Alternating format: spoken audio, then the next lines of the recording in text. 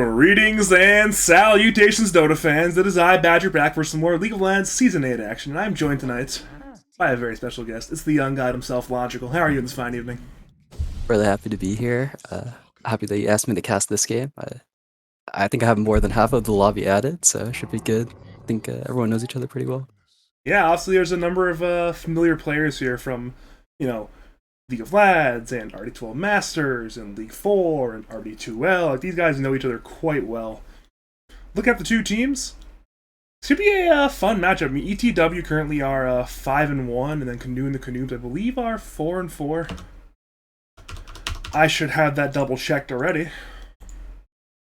Yeah, that is correction. etW are 5-1. Canoe and the Canoobs are 5-5. So both these teams need these wins very clearly. etW needs to just simply play their games, but that's a different issue whatsoever. Looking at the drafts, though, it's nothing too shocking so far. Yeah, It's all six dog meta-tables. Magnus going through. That's pretty exciting. That guy always does a lot of like random stuff, like buys Aether lenses and like I, watching his Magnus is always exciting. Normally it gets first phase ban. Like, I remember I was talking with Dark in Discord last night, and I was like, hey, you can tell you're offlaner, you don't have to buy Midas, Aether Lens, Force Blink, and every hero. He was like, you look at Rix, you can't tell Rix what to do. He's gonna do what he's gonna do. So, we may be Yeah, seeing Midas, Aether Lens, Force Staff, Blink Dagger, Magnus Knight. yeah, I think you got it actually. I don't know if it's going to be that order, but those will definitely be in his ending inventory this game. Game goes longer than like 20 minutes. And odds are pretty good that it will. Neither of these teams wants to give up that easily. This is interesting, though. We have a Magnus Phoenix pick, so earning the wins, clearly thinking, hey, let's do some good old team fighting.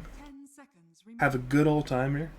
And it should be fun to cast, it's a lot of really fun heroes already being picked here. And interesting as well, Uh, where we don't know what Radiant are doing yet with Night Stalker. Like, traditionally speaking, Night Stalker is a 3 hero, but this team loves playing Night Stalker 5. So it wouldn't shock me if that happens tonight.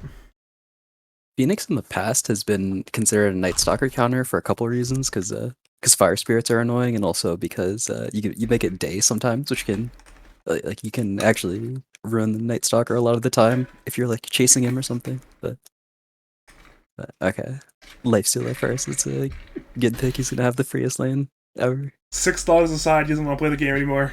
Alright, go next. Doesn't like the drafts. This is Uh, a very good lane for Nara, though. I mean, this is a situation where, Mag Phoenix has to be the easiest lifesteal lane of all time. yeah, even if he does have the Night Stalker, like if this is just what Radiant safe lane is, then I think they'll still be fine. I think the Night Stalker just has to like pull and stop the Phoenix from pulling, and then the Lifestealer will be able to just do his thing, just like click the Magnus and kill creeps. So a lot of times, too, where a lane with Six Dog and Dark might be able to simply outskill their opponents, but playing into Flash Canoe, who I believe was like the... I'm not sure if he's the highest or second highest MR 5 player in Lads. He's certainly one of the more skilled 5s in the league, so he'll be able to hold his own against players of the caliber of Dark and Six Dog, at least to some extent. Yeah, actually, the more I think about this lane, I think it's less free than I thought at first, because Lifestealer has to be kind of careful with his rage usage, because even though it's a purge for this fire spirits, if it's on cooldown, he can get like More he can Fire get nuked and Spirits. abused. Yeah, he can get hit by fire spirits. And also Lifestealer is kind of low base damage, and Magnus is really high base damage, like especially with level 1 in power, and like I know some people start double gauntlet. Uh Lifestealer is gonna get really out damaged, so he'll have to like be able to either like use aggro to make up for it, or just like hit the Magnus enough to the point where they're not on even grounds when the creeps are low. Actually, I'm really excited. I don't know, maybe I'm too excited for this game right now, but I am just so excited. These are probably two of my three favorite teams in Lads. So to see them in the same lobby, I'm like, yeah, let's go. This is fun. I'm definitely not a biased caster here. Let's go. I mean, that's good. I think. I, I I mean these teams look pretty like decently evenly matched. I think earning the wins looked really strong at this yeah, they just looked really strong. I thought at the start of the season their team looked wild. I know Mike. tried to get me to play on this team. He asked me, but I said no because I was pretty sure that I wasn't going to be allowed. But then they somehow managed to finagle Dark by making him play 4, so they ended up getting player with the same MMR anyways. So yeah, I don't know what the averages are like, but they definitely seem strong. But Radiant's been around for a while, or at least like the kind of core of their players, like Snow Artorias, Nara, like Toxic Taco players, and just like played on a couple iterations of teams now. That's one of those things where they bring back a lot of older players. I mean, Sev, Nara, Flesh Canoe, all players either retired from Dota or left for other leagues, and they brought them back in. You know, it's the boys. Yeah, I thought I honestly thought he quit playing Dota because I think I have his main added, and I feel like I haven't seen his main play a game in like forever. He just plays on this account now, I think. Yeah, I have not seen Nara play as main. He's got his Divine Smurf that he plays literally only like unranked party games with his ancient friends and Joker's Fist, and that's literally it. And then these games, Living the life. truly. Shrine Protector. This egg is never dying. It's got RP to protect it and overgrowth. Like, all right, we can go use Rage, hit the egg, except no RP and Overgrowth. Yeah. Yeah, honestly, that's like a pretty big deal. I think this Lifestealer is gonna have to have like a really strong early game, and he's kind of gonna have to like keep up momentum and never like fall behind or like never be weaker than the enemy carry, because he can't just like do the rage TP thing. There's so many rage TP cancels in this game that like comeback mechanism isn't really possible where he can kind of split push with that. I'm going to have so much fun casting this game. I A had lot a of big couple spell. of real bad games recently, some real boring heroes. We got Phoenix, Mag, Tree, Tide. I am so excited. Yeah. That'll help out the Lifestealer as well. Just that duo can set up kills really easily. Moran, okay. I have never seen Artorias play Morana in Lads, but given it's Artorias, I'm sure he's ready to go. They probably have scrimmed it one time or another recently. Yeah, definitely. I think Oh, he's definitely a big punch player, right? It's kind of sort of the same thing now with the being able to one shot creeps and just like kind of targeting range creeps and the whole skill shot thing. yeah. I mean, it's his punch is good. Hasn't really won any games, but it's still good. It's, I it's see. one of those things where you watch. It's like, wow, he hits every single hook, and then he goes like 0-4, win loss wise. But I guess it's Dota 2 for you sometimes. We do have a Razor pick though, which is, I mean, this is a pretty obvious intent. It is specifically to counter out the Lifestealer, which could be interesting. It could potentially be the Razor laning off lane into Lifestealer and the Magnus carrying either from the safe lane or playing the mid lane. So both teams have different degrees of variability in their draft. Radiant, we kind of know what Radiant are doing. For Dire, it's hard to tell still. I also vaguely remember watching Mike play some Magnus games mid, so I guess looking at it now, I wouldn't be entirely surprised to see that. But yeah, actually, I think that could be a very real possibility. Those Magnus is the type of hero in my mind that Mike like tries to play, where you can kind of like always make sure that your lane is good no matter, or make sure that your early game's good no matter who the enemy player is or no matter what hero you're up against. You can always, as long as you stay solid and know what to do, you can like always get out of the laning stage pretty ahead on Magnus.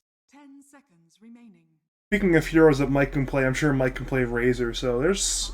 Oh yeah, that's true as well. He's a really big Razor fan. I remember when he was first learning mid, he asked me to practice a bunch of matchups, but he wanted to play Razor in all of them.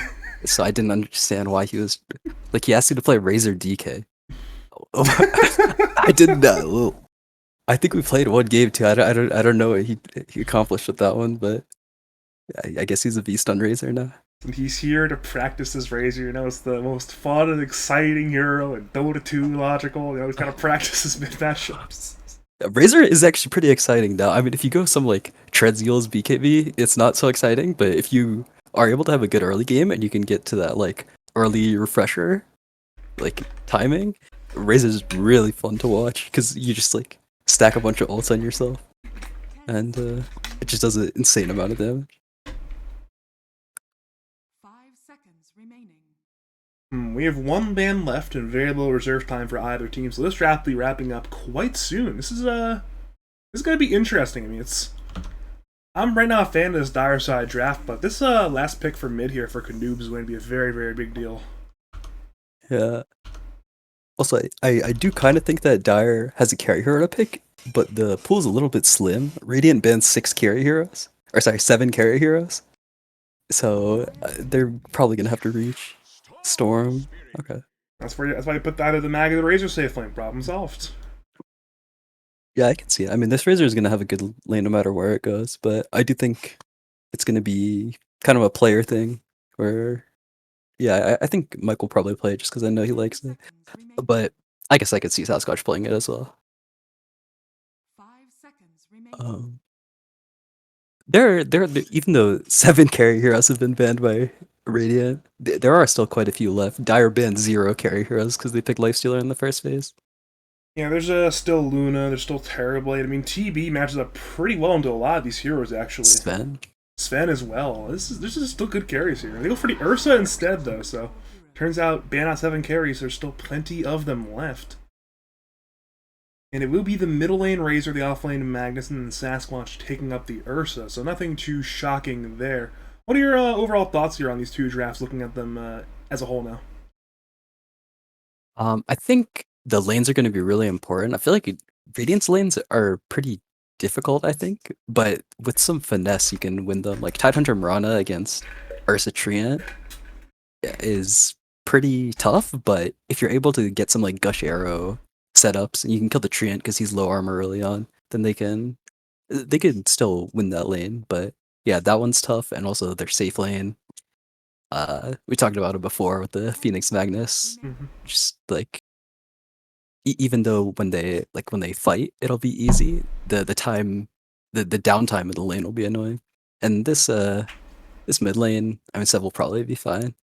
I think this matchup is a little bit Razor favored, but Storm is just really durable, has a lot of armor, really easy to kill the small camp, so I'm sure he'll be fine.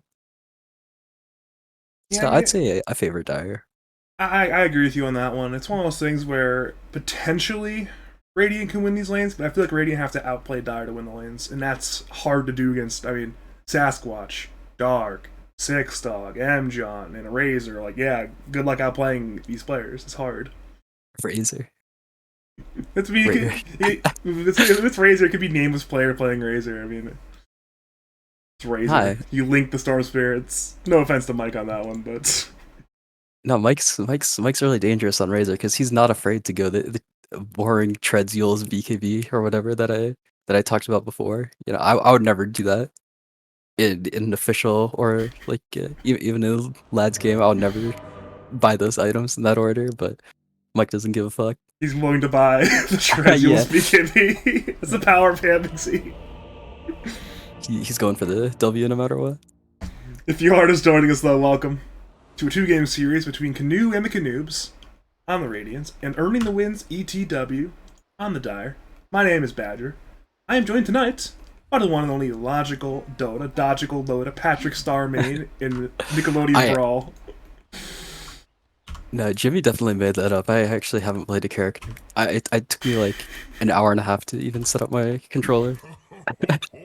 I'm believing Jimmy on this one, but we'll have to see what happens here because we are now in for some very fun Dota 2. I mean, I'm hyped. I am suitably excited. Yeah, we talked about it a little bit in the draft, but some big button heroes got picked. Ravage, Egg, RP. A lot of opportunities for big plays.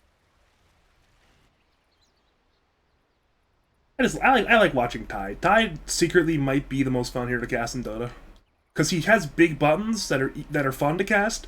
It's also easy to cast. It's not hard to say Ravage. It's a very easy ability to cast. Or say like Rubik's fun to cast, right? But he's hard to cast. Tide, look at him. Look at this man. It's a fish. The frog in his head for some reason. He'll be fine. How does Tide... Look at the cosmetics here. He's a frog in his head. That is wild. That's a good cosmetic, actually. You can't pick the Gush one if you use that one, though, but That one's, I've also never seen this before. It looks really cool. It's a shame this team doesn't have the same curry coordination that the last team did. Toxic Tacos had 5 frog couriers, but this team only has 1. Very sad. It's the no team play here from Canoe the Canoobs. It's a interesting block from Sev. Hypothetically, you can get some good denies off here with that block. What to see on that one. And hypothetical has not occurred. Hamuzi has pressed the W button on his keyboard or equivalent, and Sev is minus 31 damage. That's actually really bad for Sev. I think his like early lane's gonna be kind of bad now. I think he got linked for a lot of damage, and he also let the range creep get denied. I think he should have picked one or the other. He could have dodged link more by playing more away from the Razor, or he could have just tanked a link and pressed static remnant to get the last hit. But because both, Mike's doing pretty well. Oh, that was a nice remnant though. Did take some damage for it, but he'll be fine. He'll get a ball at an okay time. Hamuzi has 2 denies so far. That number is only going to grow. Looking at the other cores, though, they're off to already a small lead already. I mean, Sasquatch 6-1 on the 4-0 of the Tide. And the 6-log also slightly ahead of the Lifestealer in the bot lane. Top lane, though, is Snow taking a lot of damage. So far, Ursa Tree winning these trades very heavily. Yeah, this is a good sign for Dire. I think, I mean, it does look like they're, like, this looks very hard to lane for Radiant already, and it's not really going to get much easier. They might have some power spike at, like, 3, for example, like a level 2 Anchor Smash does a lot more damage, and same with the level 2 Mirana abilities, but I think that Radiant should, or sorry, Dire should be able to snowball this early advantage of the lane pretty hard. Now, this is interesting. Equilibrium bottom lane is starting to go out of control in favor of the Dire. That's a lot of Radiant-sided creeps there. Going to go under 6-log's tower. Can Flash Canoe pull in time? Seems like he can, actually, so maybe he'll recover it right now. He'll recover that one. And top lane, Radiant is playing so scared right now. Artorias leaping away from Mjon. I mean, Mirana, 52 damage. Strimprictor, 94 damage. Dear God. Yeah. Some high damage here. This chance with the highest starting in the game. It's an obnoxious quantity of damage to trade into. Like, it's just so hard to trade into a hero like Tramp Protector in the lane.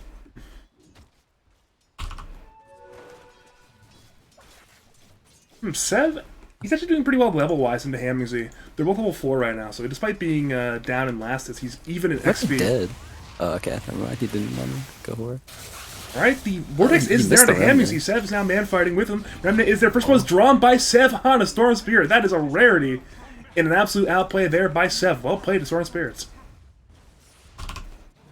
Yeah, Mike had just gotten pulled into Remnant. He took like 40% damage from it, but he didn't want to have to like go back or anything or wait for the go to the bounty rune, so he tried to stay in lane, but pull does a lot of damage, and even though he was missing a lot of damage, just the magic damage from Remnant and Overload is enough. Bottom lane now, Dark has to leap away. The Void was there, but does not cancel during the day thanks to it being the day. Now he turns with the Spirits on the Flesh Canoe, but both of them should be barely fine. Keyword is barely. Now, actually, mid lane! Hamuzi now killing Sev. The level 3 plasma field was too much damage. Sev this time is the one who played without the regen, and now both mid laners have died, both for the exact same reason of playing with too little HP in the lane. That's absolutely wild. Yeah, the second death's always worse than the first as well. Like, this situation happens a lot, even though it definitely shouldn't, where one guy will, or one mid player will kill one, and then they'll just like be low from the kill, and then they'll die. But Sev's, oh. In top lane, that was just Sasquatch Mjon running down that man there in the top lane, Snow. Bot lane, though, is Flesh Canoe and Dark also trading. Flesh Canoe appears to be in danger, though has a Fairy Fire, pops it now, and now Dark continues to run, has no mana for spells. I think Salve was actually popped there by Flesh Canoe. He's still juking, should be fine under that tower. So across the map, it's a lot of carnage, a near death in the bot lane, a death in the top lane, and a death in the mid lane in the last minute or so. Yeah, I'm surprised he popped that salve like that, but Phoenix does click for a lot of surprising amount of damage for being a hero that you don't really right click with much. But so I can sort of understand. going for the salve there, trying to make sure he lived. Honestly, it doesn't seem like that big of a deal anyways, because his lifesteal is not really taking any damage at all, so doesn't need much regen. We're seeing a setup mid lane. Mirana is looking for the arrow, potentially, but the angle appears not to be there. It's a rough angle. And he'll hit the melee creep. No arrow there mid lane. I think he was going for the catapult there, and it was like hard to line it up, so he ended up hitting the melee creep barely. That's unfortunate. Regardless of the intent, it was a miss. Yeah, true. It doesn't look like anyone's planning to pressure much with the 5-minute catapult though, which is understandable.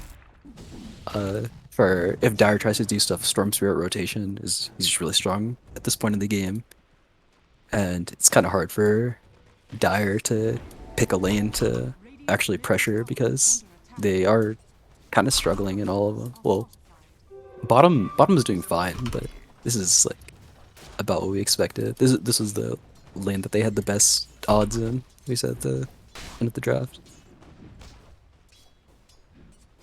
We're now seeing Sev in the top lane area with an Invis Rune arrow is attempted. It scouts Sasquatch, but it does not hit Sasquatch, and now Dire are backing away. Now Sev TP's back. The gank is over. It will be no kill. Now our Taurus will have to use one leap as well, away from that Nature's Grasp. But everybody's fine. Nobody's dead quite yet. Yeah, I think the Sev gank there was a little bit telegraphed because no one showed on the mid-wave after he had been walking up and remnanting it every time.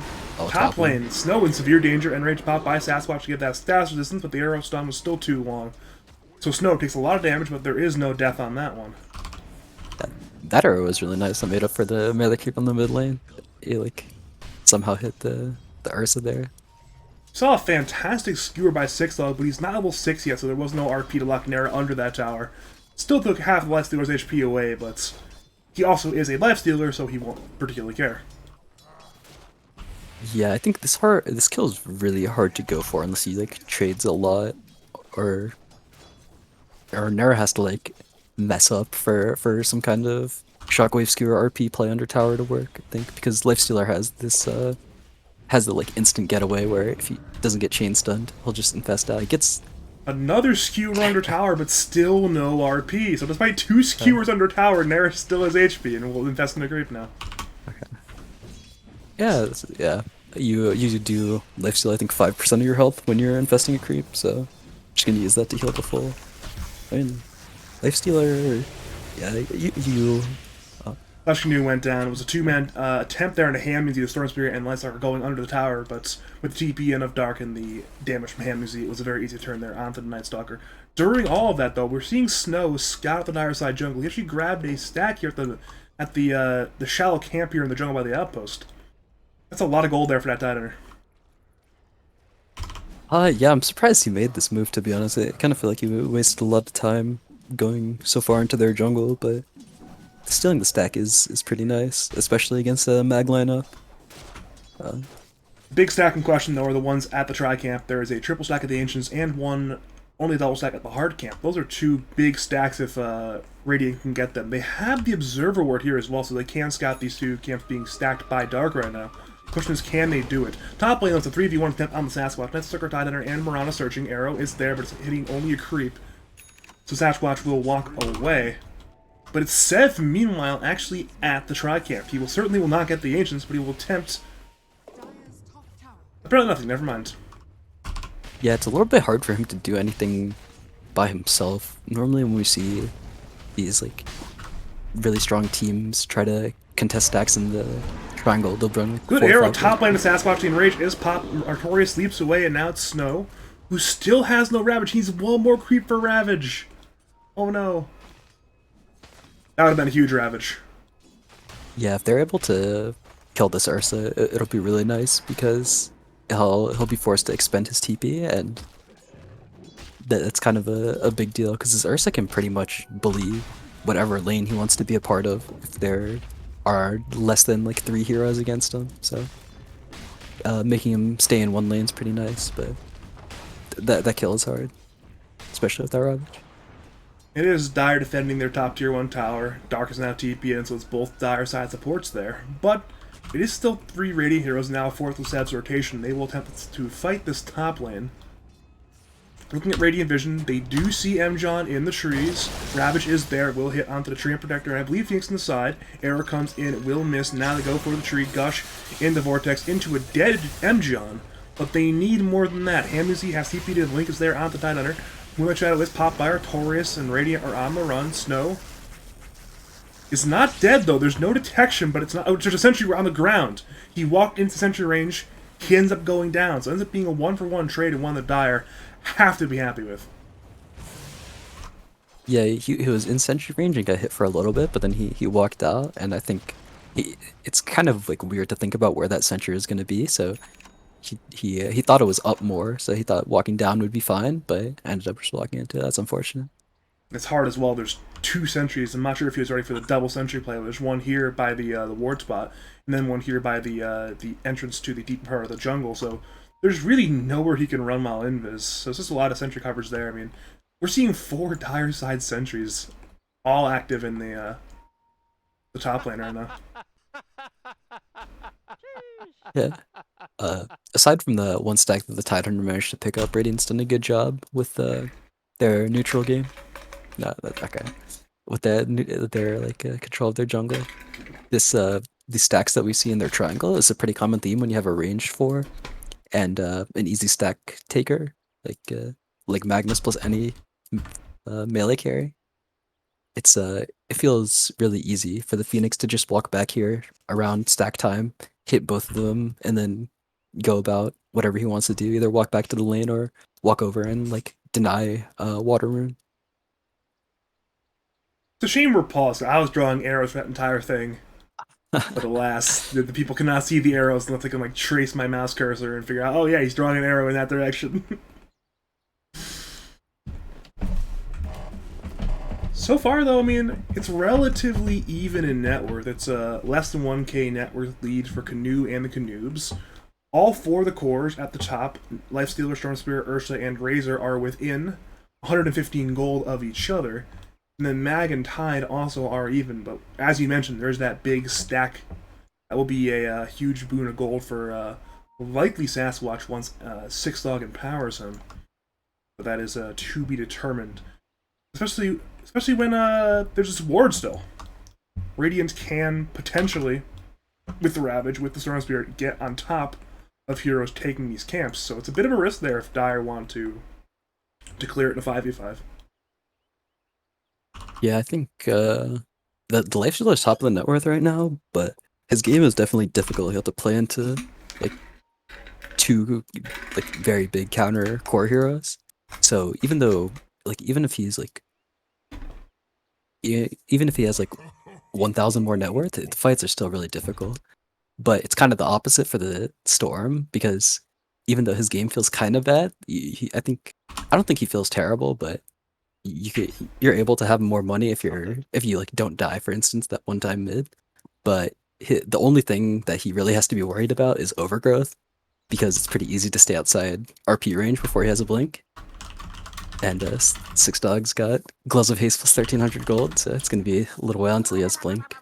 So Sev should be really strong in these fights, and when he finishes this Orchid, I think if Dire hasn't taken the stacks by the time he gets the Orchid, then they'll definitely go try and contest. If I were Dire right now, I'd be thinking, wait a minute. They've used Moonlight Shadow, they've used Ravage, they've used the Dark Ascension. Correction, they don't even have a Dark Ascension to use.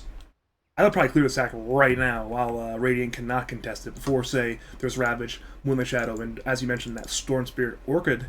Those are all means for Radiance to play Dota 2. And if you're Dire, you do not want Radiant playing Dota 2 at your tri-camp. Yeah, agreed. I think what's it called, when you like we have observer vision, so we can when the game's paused like this, we can just go click around and see, oh yeah, all their cooldowns are 100 seconds. But it does feel like just because you have Empower doesn't mean the Ancient stack is easy to clear. I've seen Magnuses use RP on Ancient stacks just because they do a lot of damage. And so even though they have pretty much max armor, I think the easiest way to like protect the Ursa from the ancient stack pretty much would be fire spirits. But either way, they do kind of need to commit like some heroes and time to take this. So I think what Dyer's hope is that Sasquatch will be able to finish his Battle Fury that he's buying, and then that along with the Empower will just mean that he'll be able to take the ancient stack probably in like one ult duration. Won't need help from the demons. That's an excessive amount of cleave, but it will take a bit of time for him to finish that beef here. He is, give or take, about 1,700 gold away from the Battle Fury. So it will be a good bit longer until he's finished with that. If you are just joining us, welcome back to Canoe and the Canoobs taking on Earning the Wins. It is a 2-game series. We are in Game 0. We have come back from about 5-minute pause or so. Probably close to about 3.5, 4 minutes if we're being real here, but currently it's a relatively even game state, and Radiant want to turn it into a winning one. They've smoked S3 towards the Dire bottom lane. They're going through the river, and they're going to run into 6-Dog. Smoke has popped. They see the Magnus. He has no blink, but has RP and Skewer. He's on the Ray. Gush into Arrow is there. Into the Starstorm. 6-Dog will skewer the Tide. He's now on the high ground. In comes Sev. Is there a Vortex? Yes, there is. It's a 4v1, and Sev will lose that. 6-Dog will lose that one. Down goes Magnus. Big pick off there for the side of Canoe and the Canoobs, and they immediately bolt to the Dire side track camp. Sasquatch is there. He is farming. Now in comes Sev, but he lacks the mana for more balling. Arrow comes in. Will it hit? No, it will not. The duration is simply too short. So Sasquatch grabs that big snack. M-John is being run at. Overgrowth is there on a 3, but he's still in severe danger. Victor Grasp is there. We'll have the 2. Now in comes Dark. Has Spirits. Has Supernova. His Spirits there on a 2, but now Radiant run away through the Dire side area towards the river, towards their own area of the map. They got a big kill there on 6-Dog, and they're looking for no one now onto Dark. The Phoenix has dive, will dive. Arrow comes in, will split the wickets and not hit anybody. And Dire even grabbed the Arcane Rune Sev. It's a very unfortunate string of events there. Did not find the kill there on the Ursa, and did not find the kill there on Phoenix, and then missed the Arcane Rune. Yeah, I really like that play by Radiant. They get the book on Night Stalker, and then they immediately smoke with Dark Ascension, try to contest the Ancient stack, but Sev kind of rushed his ball onto the Ursa there because the Ursa was getting close to finish the stacks, so if he didn't do that, there's a pretty good chance that he was just going to walk away. But he didn't have the mana to kill the Ursa because he went a little bit early from a little bit far away, and so that ends up being like really good for Dire, or also really good for Dire, but really bad for Sev, I think. Like, he just went for... Meanwhile, top lane, Flesh Canoe was run out by Sasquatch and Dark. The End Rangers popped, died in about 5 hits. Meanwhile, in the jungle, Sartorius being gone on by the Razor of Handings. He uses 2 leaps, though, to get away, and I guess only one of the Radiant supports will die this time, not both. Yeah, but Sev's game, he hasn't really gotten much gold because of those missed kills, and he had to use a lot of mana between the 2 kills. So his game definitely feels a little bad now. Like, he's gonna get his Orchid sent out, but if he doesn't get this 14-minute rune, he probably won't be able to do anything with it. That's the exact rune he needs, though. We talked about unfortunate luck with runes earlier. Now it's a regen rune, and a hero like Storm. Mana is literally money. And it's basically infinite money for 25 seconds. Infinite money. It's pretty good. He does pop it instantly. I would have liked to see him wait for his mana to get a little lower, like maybe kill the jungle creeps first, and then use the regen, but either way, he got good efficiency out of it, killed 2 hard camps, killed this wave. Still has it going, yeah, it's gonna be full mana. It's a lot of mana used. We're seeing Flesh Canoe in the area of Hamlingsy, Dark, and M-John. The Ascension, though, is Pop. Flesh Canoe runs away into the river. Over in the top lane, Snow and Artorias are invis, but the tower top lane is still alive somehow. Now, it's a ball in by Sev. Orchid is there onto Hamlingsy. Mara pops out. Ravage comes in. We'll hit onto 2 of them. Down goes Hamlingsy. They now head for M-John and for Dark. They're splitting their efforts. M-John goes down. They now move to Dark, who dies away under the tower. Flesh Canoe has that flying vision. Is there a stun? Yes. No, actually, no. There's a stun. Not needed because he's dead. 3 kills there for the side of Canoe and the Canoobs. They pick up a very important top tier 1 tower. Yeah. Now 6-Dog playing very far forward. Gets balled on and orchestrated by Sev. Killed the courier doing that, but he should die for that one. Down goes 6-Dog. Not 4 kills on the tower there for Canoe and the Canoobs. That's a fantastic string of action there for the Radiant. Exactly what they need to begin to start winning this game. Yeah, Dar was doing a really good job defending it. The Phoenix was staying up there, just dragging creeps off the tower, and even though it was taking some chip damage, they trim Protector with max armor to try to keep it topped up, but Radiant finally commit for the top tower. They make a good play. They kind of cast a lot of their spells on it, but they do get 4 kills, as you said, and a tower. And they want another tower mid lane. They want to parlay advantage into advantage. Dire, Glyph, and Armor, and they have Hamzy to defend. They did smoke us 3 initially, but with Hamzy breaking it, it probably will not be a significant smoke gank. So I've picked up an Arcane Rune. That's really nice for him. He is kind of low mana, so it is a little bit annoying unless he sees a really easy kill. It's a little bit awkward for Sev, but still this rune is really strong, and even though they are lacking ultimates on the Radiant side, it wouldn't be terrible for them to look to try to aggressively take some space on the map, even if it's not just like directly head-on running into Dire. But they're grouped right now, so most likely Sev will just use this to farm. Looks like maybe a tower trade. Dire have grabbed the bottom tier 1 tower, and Radiant are in the area of the mid tier 1 tower. Problem is, it's living armor. It's already full HP again. Six Dog has Blink. Pump takes the RP, does not commit to it. Arrow comes in, misses by an inch. But Dire grab a tower, save their tower, and make Radiant get a little bit scared there. Yeah, neither team really committed much. Oh, Moonlight Shadow, though. It looks like they're trying to make a play on it with Dark Ascension. And actually, they kind of synchronized all their ults pretty well. Ravage is coming up pretty soon as well. Yeah, they're ready to go. Sev comes in looking for Six Dog. Nara pops out. Silence is there. Down goes the Magnus, and now they had 4 more. They want Hamzy and Mjon. Vol is dead looking for the tree. Overgrowth is used onto the storm. Will he die, though? In comes Sasquatch. Down goes Sev. Now Hamzy, the target. Reps him. It's there on 4. It's fantastic. Hamzy, low. Hamzy dead. Supernova, it is there, though, and Radiant cannot kill it. They must run now. Snow on the run. Target of Sasquatch in the river now. The Sasquatch needs more hits. Anchor Smash is there. Snow low. Snow dead. Now Nara is a target. Mjon comes in. Sasquatch runs away. Flash Canoe silences, but he's up by the spirits. Meanwhile, Mjon loses the man fight to Nara. Now Nara man fights with Sasquatch. Sasquatch wins that man fight for now, but Nara gets away in time. So in the very end, a lot of death, but a relatively even trade. Yeah. It's, I think a good idea by Radiant to go for that, but Sev gets caught by the Overgrowth, and then the fight is just like pretty much unwinnable for them because he's a lot of their damage. Sasquatch is also just like, even though his inventory looks kind of ugly, like you'd think he'd be weak, with Empower he has 110% cleave on heroes, so he actually does do quite a bit of damage in fights. And even though he doesn't have like the lockdown potential of like a Diffusal, let's say, he still does hit very hard, and especially with all the heroes that can set up for him, like RP and Overgrowth. Well, look for Six Dog again. Sev is there. In comes that Circle Silence. Arrow misses, but it will not matter. Down goes Six Dog on the Magnus. It's now death number 4 for Six Dog. Meanwhile, mid lane, never mind, Hamzy is fine for now. Artorias is looking for the flank, but Hamzy will walk away in time. Yeah, Six is having a rough one. I don't think he's gotten a single RP this game so far. And yeah, he's just kind of getting caught out. Radiant has really nice... Flesh Canoe's done a good job getting wards up, and so he gets spotted by the wards, easy kill. But I think he doesn't need to have the best game for his hero to be... Well, here we go. Blink RP is there on Nara.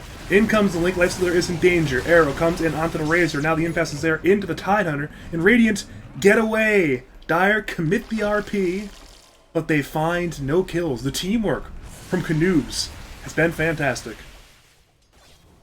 Yeah, RP used and their ultimates are coming back up. This Dark Ascension Ravage Dark Ascensions just came up, and the Ravage coming out soon. Oh, they ascend. They have an arrow there onto him. Is he from the long range? He's stunned for a long time, and his life is not for much longer. He's trying to run, but down goes the Razor. Now in comes Seth, looking for more. He finds Mjon. Orchid, Vortex, right clicks, double kill for Nara. That's now 2 kills in rapid succession there for the side of Canoe and the Canoobs. Six Dog is nearby with the Blink and the Skewer, but has no RP, and Radiant easily grab the middle tier 1 tower. Arrow almost hits on a 6-dog, but he will walk away in time. Yeah, really nice coordination from Radiant. They didn't even have to cast Ravage for that one. It was just some good jumps by Sev and just a really, I'd say, fortunate arrow on the Razor before he was able to press his Invis Rune. Mid tier 1's a really big objective to get, and I think that Radiant will definitely be trying to. This game will definitely have a lot of. Okay. Roshan is a big objective this game for both teams. Stormspirit's a great carrier, and Snow went this max Gush build, which I don't think is standard. Most people will max Kraken first. Yeah, most offlane tides even max Kraken before Anchor Smash, but because he has this max Gush, they have a lot of minus armor, and they also have a Medallion and Night Stalker, so getting an Aegis on Sev will be a really big deal. Also because Dire has Ursa, so denying the Aegis from him also is gonna definitely ruin his game. Yeah.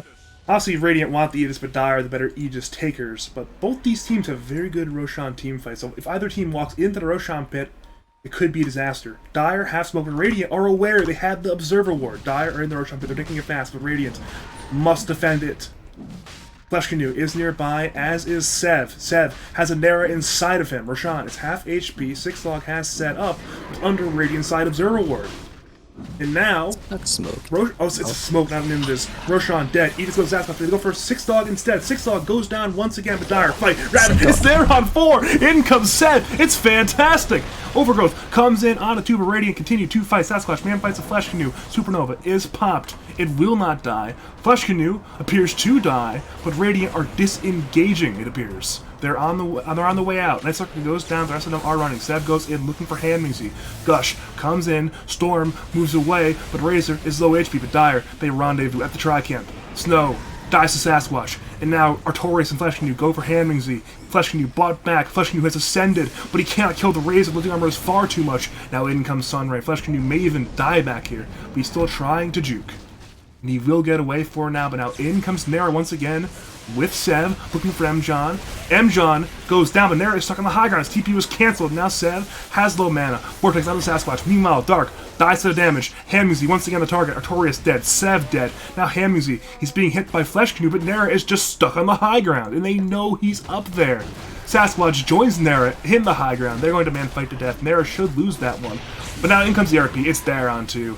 Flesh Canoe died back. Nara, she got off the high ground temporarily, but it did not matter. It's a triple kill for Sasquatch, and now it is etW in the winning position.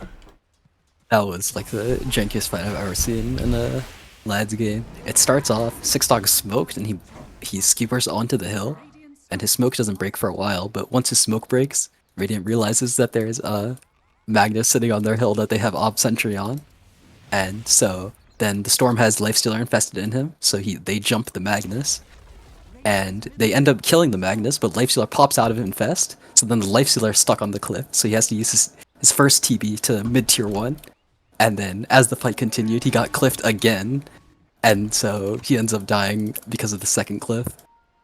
It was really chaotic. I was trying to figure out there, like, wait, why is Nara back on the cliff again? Oh god, what happens?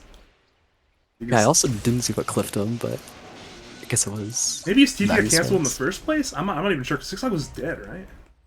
Oh yeah, that's true, actually. I guess his TP had to have been cancelled. Yeah, that makes sense. It was like, he's up there still. I'm like, wait, Lifestealer, he's stuck. No! Well, at the right side Tri-Camp, the fight continues. Bash is there on a Sev is actually barely alive. Zips away in time. Now Hamuzi with there on a Nara. Nara is the target. Arrow will miss. The Gush will hit. Hamuzi is Yule's up in the air, but he's completely fine. Nobody is dead, but Radiant need to mind themselves right now. Sev and Nara, both not in great shape.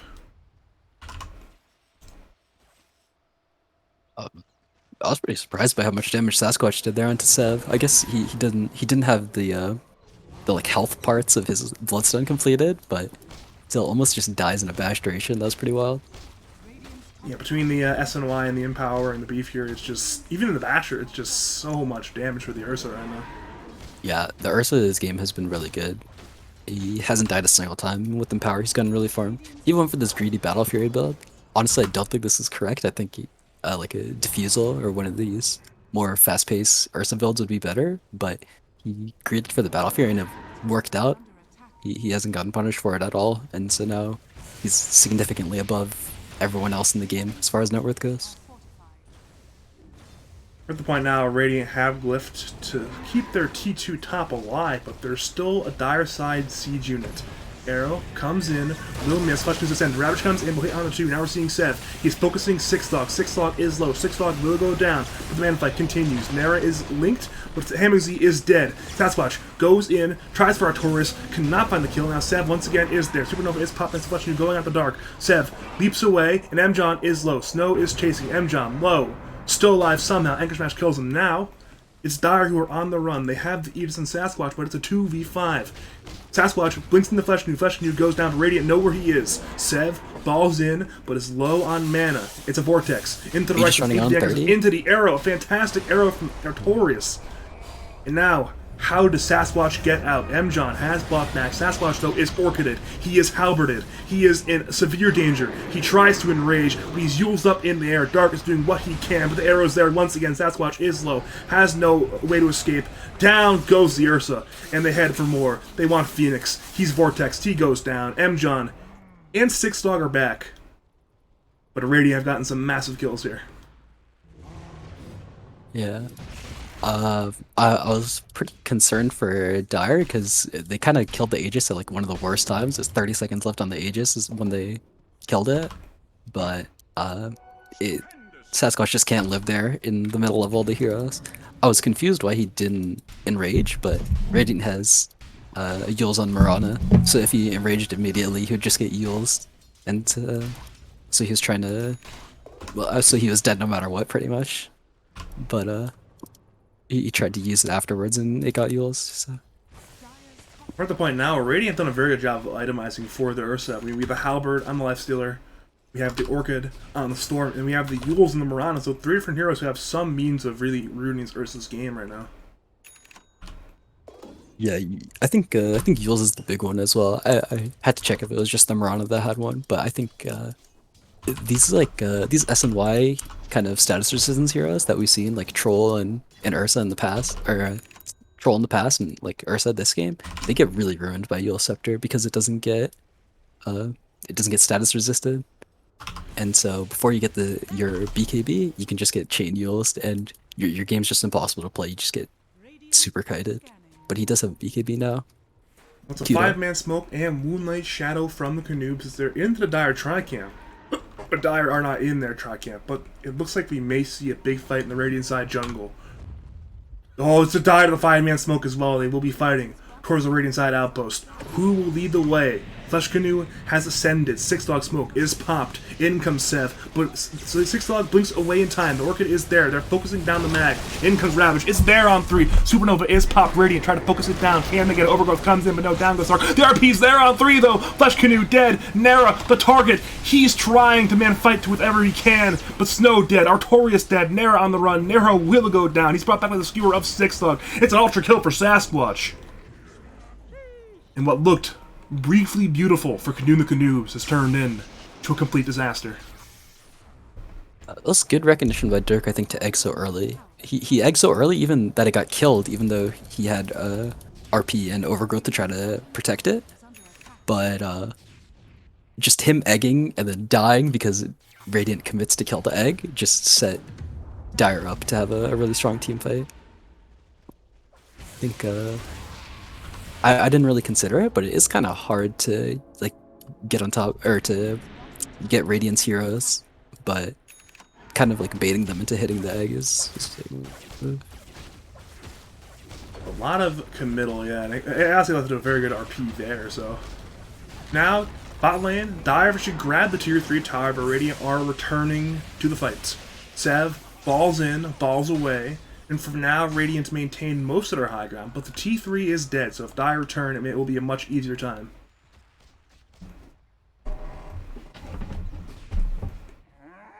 Yeah, I was concerned about the Dire's, like, the direction that the game was going for them, because they had a couple of rough fights, but Alright, they had that one really bad fight at the top lane, but game's still going in their favor now, and they're able to win that fight, casting all their ultimates, and nothing really happened in the downtime, so they're gonna have their spells again soon. Egg's already back up, RP's gonna be up in 25. We've had Raiden has to 7 changes in lead, by the way, Logical. 7 changes in lead. Large goal is 2.5k for etW. That's wild. That's actually concerning for etW, I feel like, because Ursa is just so ahead of the lifestealer that the fact that the gold's still pretty much even kind of means that the other heroes are... Sev's in danger. It's a blink, but no, he balls away in time. The reactions by Sev. Absolutely clutch there. That was a really nice play. He had the Aeon Disc anyways, but he's able to save the cooldown, which is nice. Now Dire run into their own jungle, but Radiant are arrived. Ravage comes in, will hit onto 3. They're balling and looking for Hamzy. Hamzy hits BKB, Sasquatch, man fights, looking for Snow. Flesh Canoe ascends, wants to go, he's onto the backlines now, silencing Tree and the Phoenix. Hamzy still thinks his BKB is over soon. Snow remains dead. Sev balls away, but Six Dog has spells. We're seeing Artorias trying to run away with his team. They're trying to cover the back lines, but it's Sev, the target of the Dire. Sev will go down, and now it's 2 cores dead on Canoobs. They must now run away. They are splitting. And Dire picked up some massive kills. Yeah, at this point of the game, Radiant really lacks damage. The Storm was able to do a lot of damage early on, but as Dire has gotten more resources, like they've got this Horn Toss to catch him out, they've finished the Basher quite a while ago on the Ursa, but his game's not as easy as it was previously, and so because he bought this defensive item Aeon Disc, Radiant, it's really hard for them to actually kill any heroes, especially because Dire has so many ways to protect their own heroes with the Living Armor and Sunray heal. Well, Dire being the high ground stage, Horn Toss is there though on Flesh Canoe. He may be in some severe danger. Meanwhile, Artorias has the Sasquatch who nearly dove the fountain there. Now Flesh Canoe goes down as well. Both Radiant supports are dead, and Dire return to the high ground. Nara cuts the creep wave. Bottom lane, but Dire have a wave middle lane. Bot racks are dead. And they had middle lane, you're right. Dire still has all their ults as well, all 5. So even though the Storm's respawning, he's just gonna kind of have to aim the creeps. They can't fight them at all. Well, Artorias has bought back. They want to do what they can, but this is hard. Arrow hits onto 6 Long, but what can they do with it? Sev balls in. Orchid is there with the Mag. Mag low. Mag goes down. Nara, man fights speed, linked by Hamzy. Now the bash is there on Sev. Sev balls away in time once again. The Sasquatch continues to hunt. Sev dead with no buyback. Dire, they go with Phoenix. Phoenix is stunned. Phoenix is low, but Snow is also dead. Now Supernova is popped. It will instantly die, but Dire man fight around it. They head for Flesh Canoe. RP comes in, only there onto 1 actually. And now they try for Nara. Nara dodged the RP somehow, I think. Or actually might have been RP'd as well. When the very end, Dire are once again happy with their games. They force out even more buybacks, and they hunt for more. Snow blinks away, but the skewer's there on and there, and Nara cannot get away this time. He'll try to armlet. He'll try to run away, but this is futile, it appears. Arrow comes in, hits on the Sasquatch for Hamzy, kills the Lifestealer anyways. Nara buys back instantly. They want to continue to go, but they're running out of means to fight. And Dire wants to fight again. Sasquatch goes forward. Ravage comes in, will only be there on the 1. And now Sasquatch once again man fights. Arrow comes in, hits onto the earth, but 6 Dog goes into the fountain for Artorias. If he dies, it will be a dieback. Snow, Nara, go in. 6 Dog dead. Artorias low, still alive. Now Hamzy is the target. Hamzy goes down. Sasquatch goes to the fountain. Down goes the Tidehunter. And now Lifestealer tries to man fight, looks for the Ursa, and Nara actually hits onto the Ursa. Can they kill him? Nara is just so slow. Artorias is back. Starstorm is there. They have halberd this man, but he's BKB'd once again. Nara tries for the man fight. They want this kill. They need this kill if they want to win this game, but Sasquatch is over the cliff. Sev has respawned. He returns. The Orchid, the Vortex, the damage. Can they kill him? Sasquatch has the end range once again. The Meter Hammer is there. Sev has the Aeon Disc, and now Sasquatch is on the run. Nara is trying to hunt with Sev. Sasquatch still alive somehow. Overgrowth comes in onto the Lifestealer, and Sasquatch gets away. M-John will die. Now it's Flesh Canoe. Wants to try Sasquatch's Ursa. Sasquatch still just so low. Dark tries to save. Sev is out of mana. They'll turn to Dark. Dark will go down. But Sasquatch somehow keeps away, but it's canceled by the Void of the Night Stalker. Now he man fights with Flesh Canoe. Flesh Canoe has that free pathing from the Dark Ascension. Radiant still cannot kill the Ursa. He gets away. That is just... I Wow. can't believe Sasquatch survived that whole fight. I he was low so many times, and he didn't want to hard back off the fights because even when you're this low, you're able to do a lot of damage fast. So he was waiting to kind of look for re-engage opportunities, but he ended up getting caught in all of them. But he still managed to make it out. Radiant sneaking Roche though. This is Dire are aware though. Sasquatch engages. He's Vortex though by Sev. Roshan low. Who will grab it? The match there onto Sev. Aegis goes from there, but Sev is just dead with the dieback once again. Flesh Canoe goes down. Radiant around the run. They have the Aegis. But this is such a hard retreat. The Infest is there into Snow, and she blinks away in time. Dire lacked the detection for the Tide Hunter. So he blinks away, but Six Dog is on the hunt. He has Force Staff and Blink in 10. But he will not find anybody. But still, Radiant, they lose some, they win some. They grab the Aegis, but they have lost the Storm. He is dead for 60 seconds. Once again with no buyback. yeah, that's a really big deal. I think even though they do have the Aegis on their Lifestealer who's missing buyback, the Storm also has no buyback, and 40 seconds, Dire easily has enough time to take this Rax. They're gonna have to have a miracle happen to. Tower's already dead. Ravage comes in and will be there on a 2, but who can they kill? BKB's there from Hammies. He goes in, links there on and there. Actually, he's reflected by the Lotus Orb though. Good Lotus there from Snow. Sasquatch though is the man who's man fighting with the Lifestealer. Nara remains alive. Six Dog comes in, Pump takes the RP, cancel it, but now Nara. Once again, though, Six Dog still does not RP for some reason, but Nara, the target, will go down, will lose the Aegis, but Radiant still only have 4. Sev's down for 14 seconds. Nara tries to run. He actually is fine for now, but he's rooted once again. Sasquatch comes in, Supernova is popped, the Infest is there, into Snow and Radiant around the run, back to our fountain, back to the Rax, though, Dire have grabbed it. It is negatives for the side of the Dire. Six Dog still is pump taking that RP, and Radiant have 5. They engage, looking for the Magnus. Magnus may go down here, as will Mjon, but Dire have gotten the Megas. Dark goes down, Hamuzi is the new target, Vortex is up in 5, they will slow and they will kill the Razor. But Radiance, it is desperation mode. You are down. Mega Creeps. What is your response? Six Dog is actually just getting handled this game, to be honest. That he RP was kind of uncomfortable to go for a lot of that fight, and the one opportunity that I saw him turn to try to go for it, he gets used by the Mirana, and so he just goes that entire long fight without casting RP. But it's been wild, those fights with the Mag, yeah. He's been, as you mentioned, having a rough time having some good RPs. He had a couple of very good RPs in the middle game. Other than that, it's been relatively anemic there. Dire does get Megas, though. This is pretty hard to defend from Radiant. Lifestealer, no wave clear whatsoever. Just has to A-click the melee creeps down. And Storm, when he hits 25, it'll be a lot easier. Especially if he takes the Overload attack bounce, which I think he will take. But, yeah, we see a lot of Storms do that nowadays. It wouldn't be too shocking, but Radiant, well, they go high ground. Not sure what they're going to aim for. Hamuzi's dead for 30, but he does have buyback. With Mjon responding in 5, in comes Horntoss there onto Artorias. He's now brought under to tier 4 other side of the Dire. He will get bashed. He will go down. He's dead for 104 seconds. And now, well, Radiance, the hard part, it has just begun. Dire doesn't need stuns. The Ursa can just bash the Rana as he gets skewered. That's all the. They actually chained that perfectly because he got bashed in the skewer duration. Rana had no counterplay to that. You just gotta get the first hit bash every time. Just bash the enemy heroes. It's just that simple.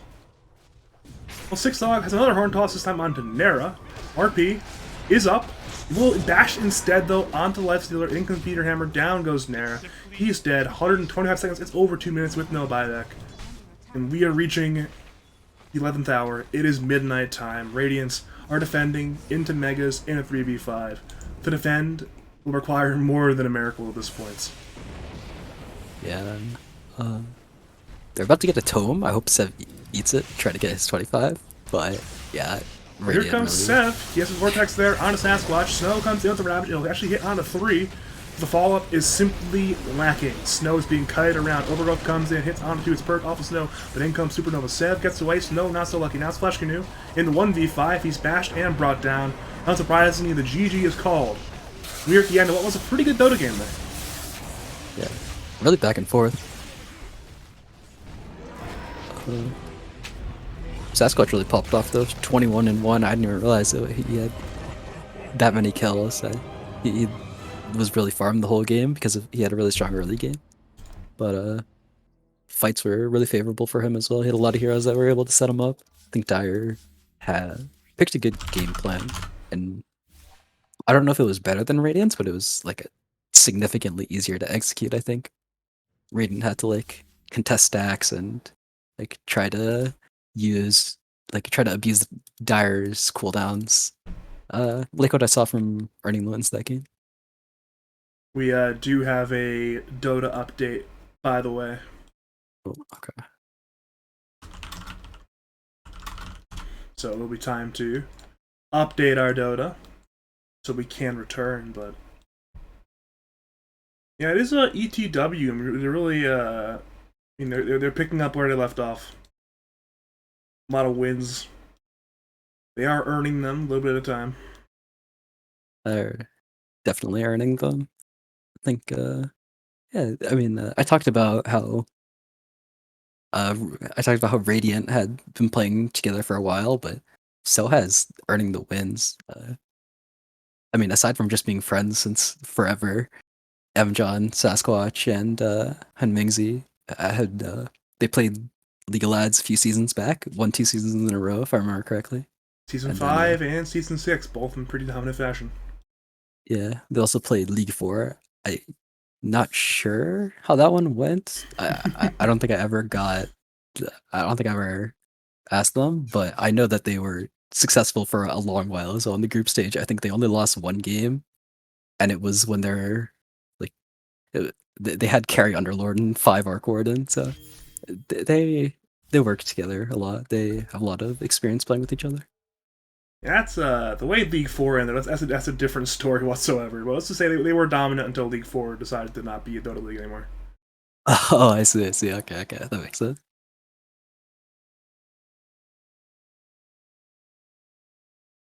But yeah, so even if Six Dog buys a Glove of Haste and queues up Midas, and then it decides that his game's too bad and just has a Glove of Haste in his inventory for the whole game, it goes blank. Dark's prepared. They're ready for the situation. Alright, so Lobby is back, by the way. I don't see you either in Dota or not in Dota, so I'm not sure where you went, actually. Sorry, I went invisible. What's the password? Oh, it's lads. Okay. Alright, cool. Hopefully nobody snipes our lobby. XD.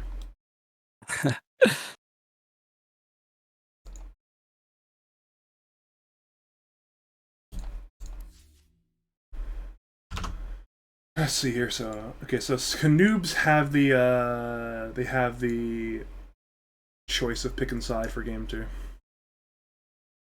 when that comes.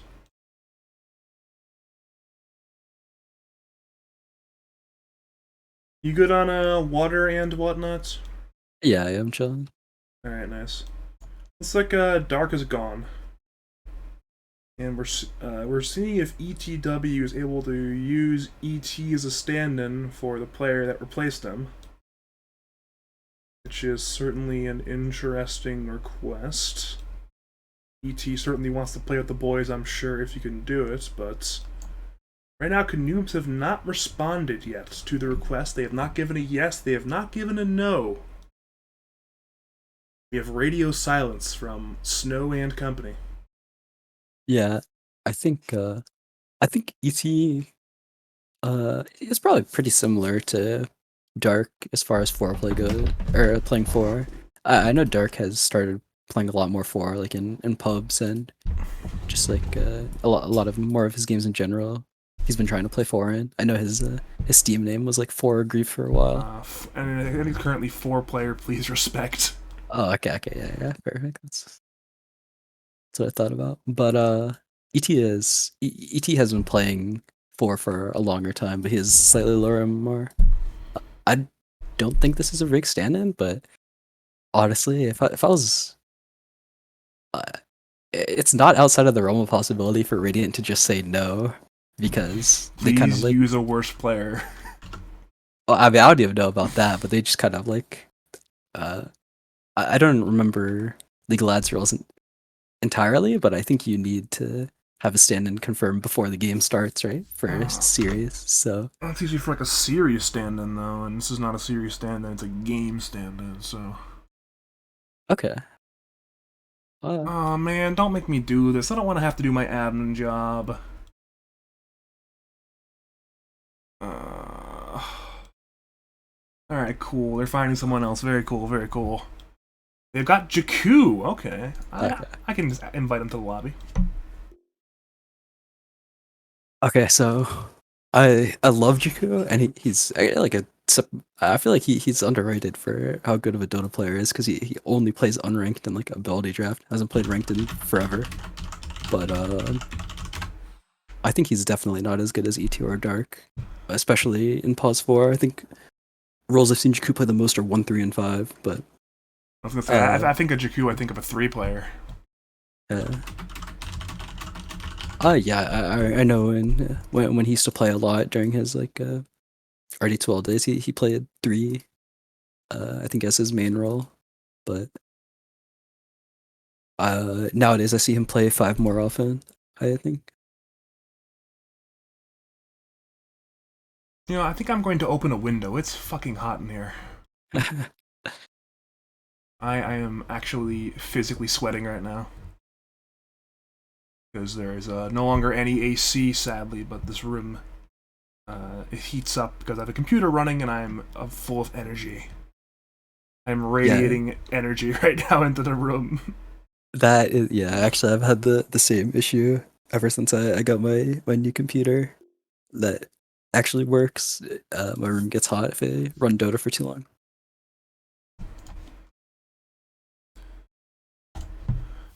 I'm pretty sure a lot of settings are correct. We'll find out soon.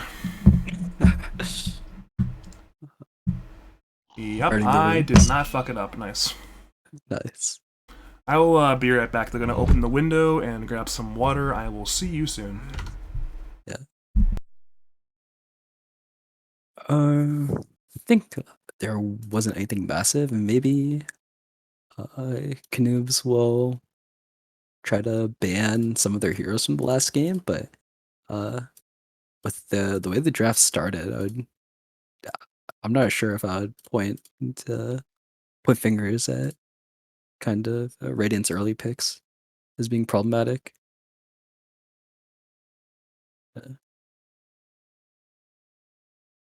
Uh, I think the Magnus had a pretty rough game last game, so I think they would not be against leaving it in again. And Phoenix got played by Dark because I think that's a comfort hero, and Dark's not here anymore. And then yeah, and then after that, I think Trant got picked because it worked well in synergy with the other hero. So I think I wouldn't be surprised to just see Canoobs stick to their bans from the previous game.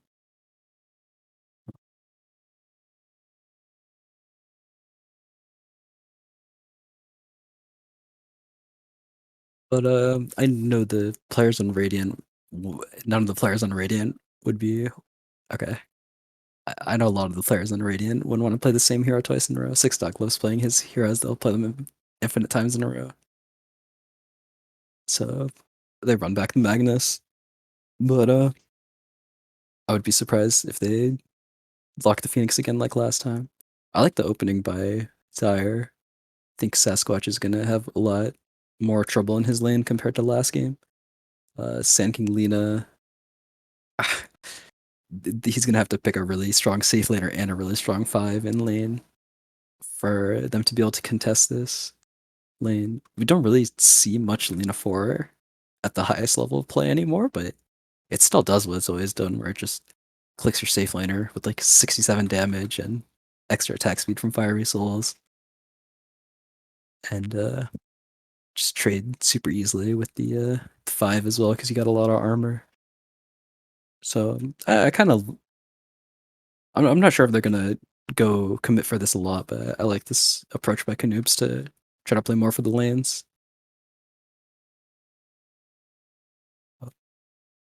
etW spending a lot of time on this pick though. This is actually kind of concerning.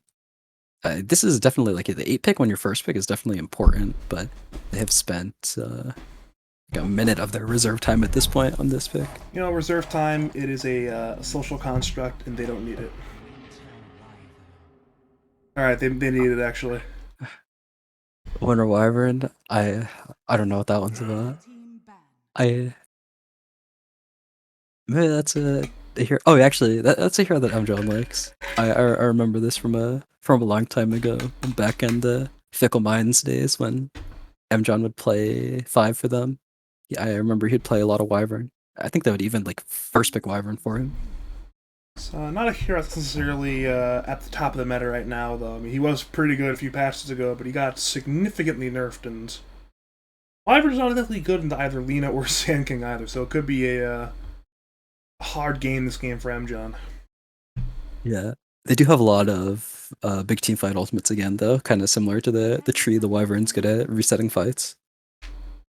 So we might be able to see Six Dog have a little bit of a better game because I think when you're like the only big kind of team fight stun, there's a lot of pressure on you, and you kind of have to go early. You can't really wait much, but with Curse, it's a lot easier to actually get your spells off on the heroes you want to.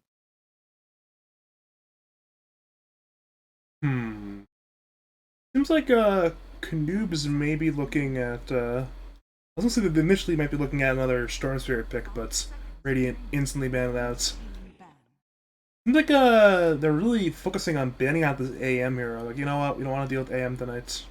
They obviously banned it last game for a Storm pick. They banned it again. So you know what? No Animage. We don't want to deal with an Animage player that has some power, which makes some sense. I mean, this mag pick, they probably knew it was coming.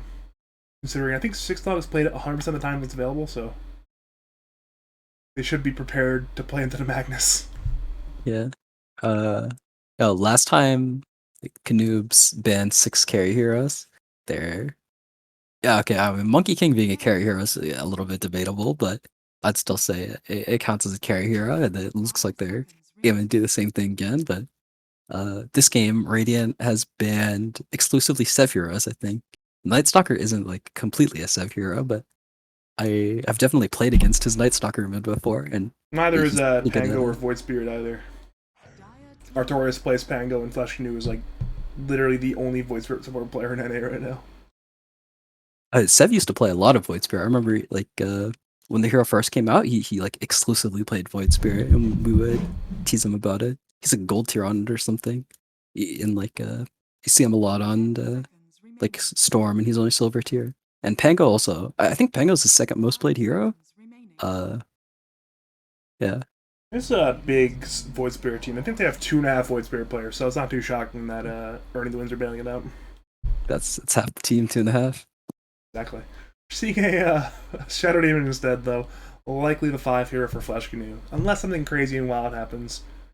Looks like we're starting to get an idea what Dire are going for. A lot of pick-off potential, a bit of counterplay potential if Rain take a team fight, and a lot of disable.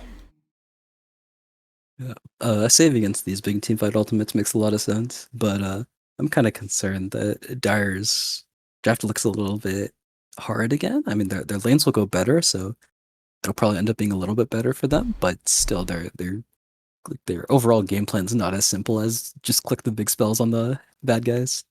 See, they play Dota not because it is easy, but because it is hard, so why make it any easier on themselves? True, true.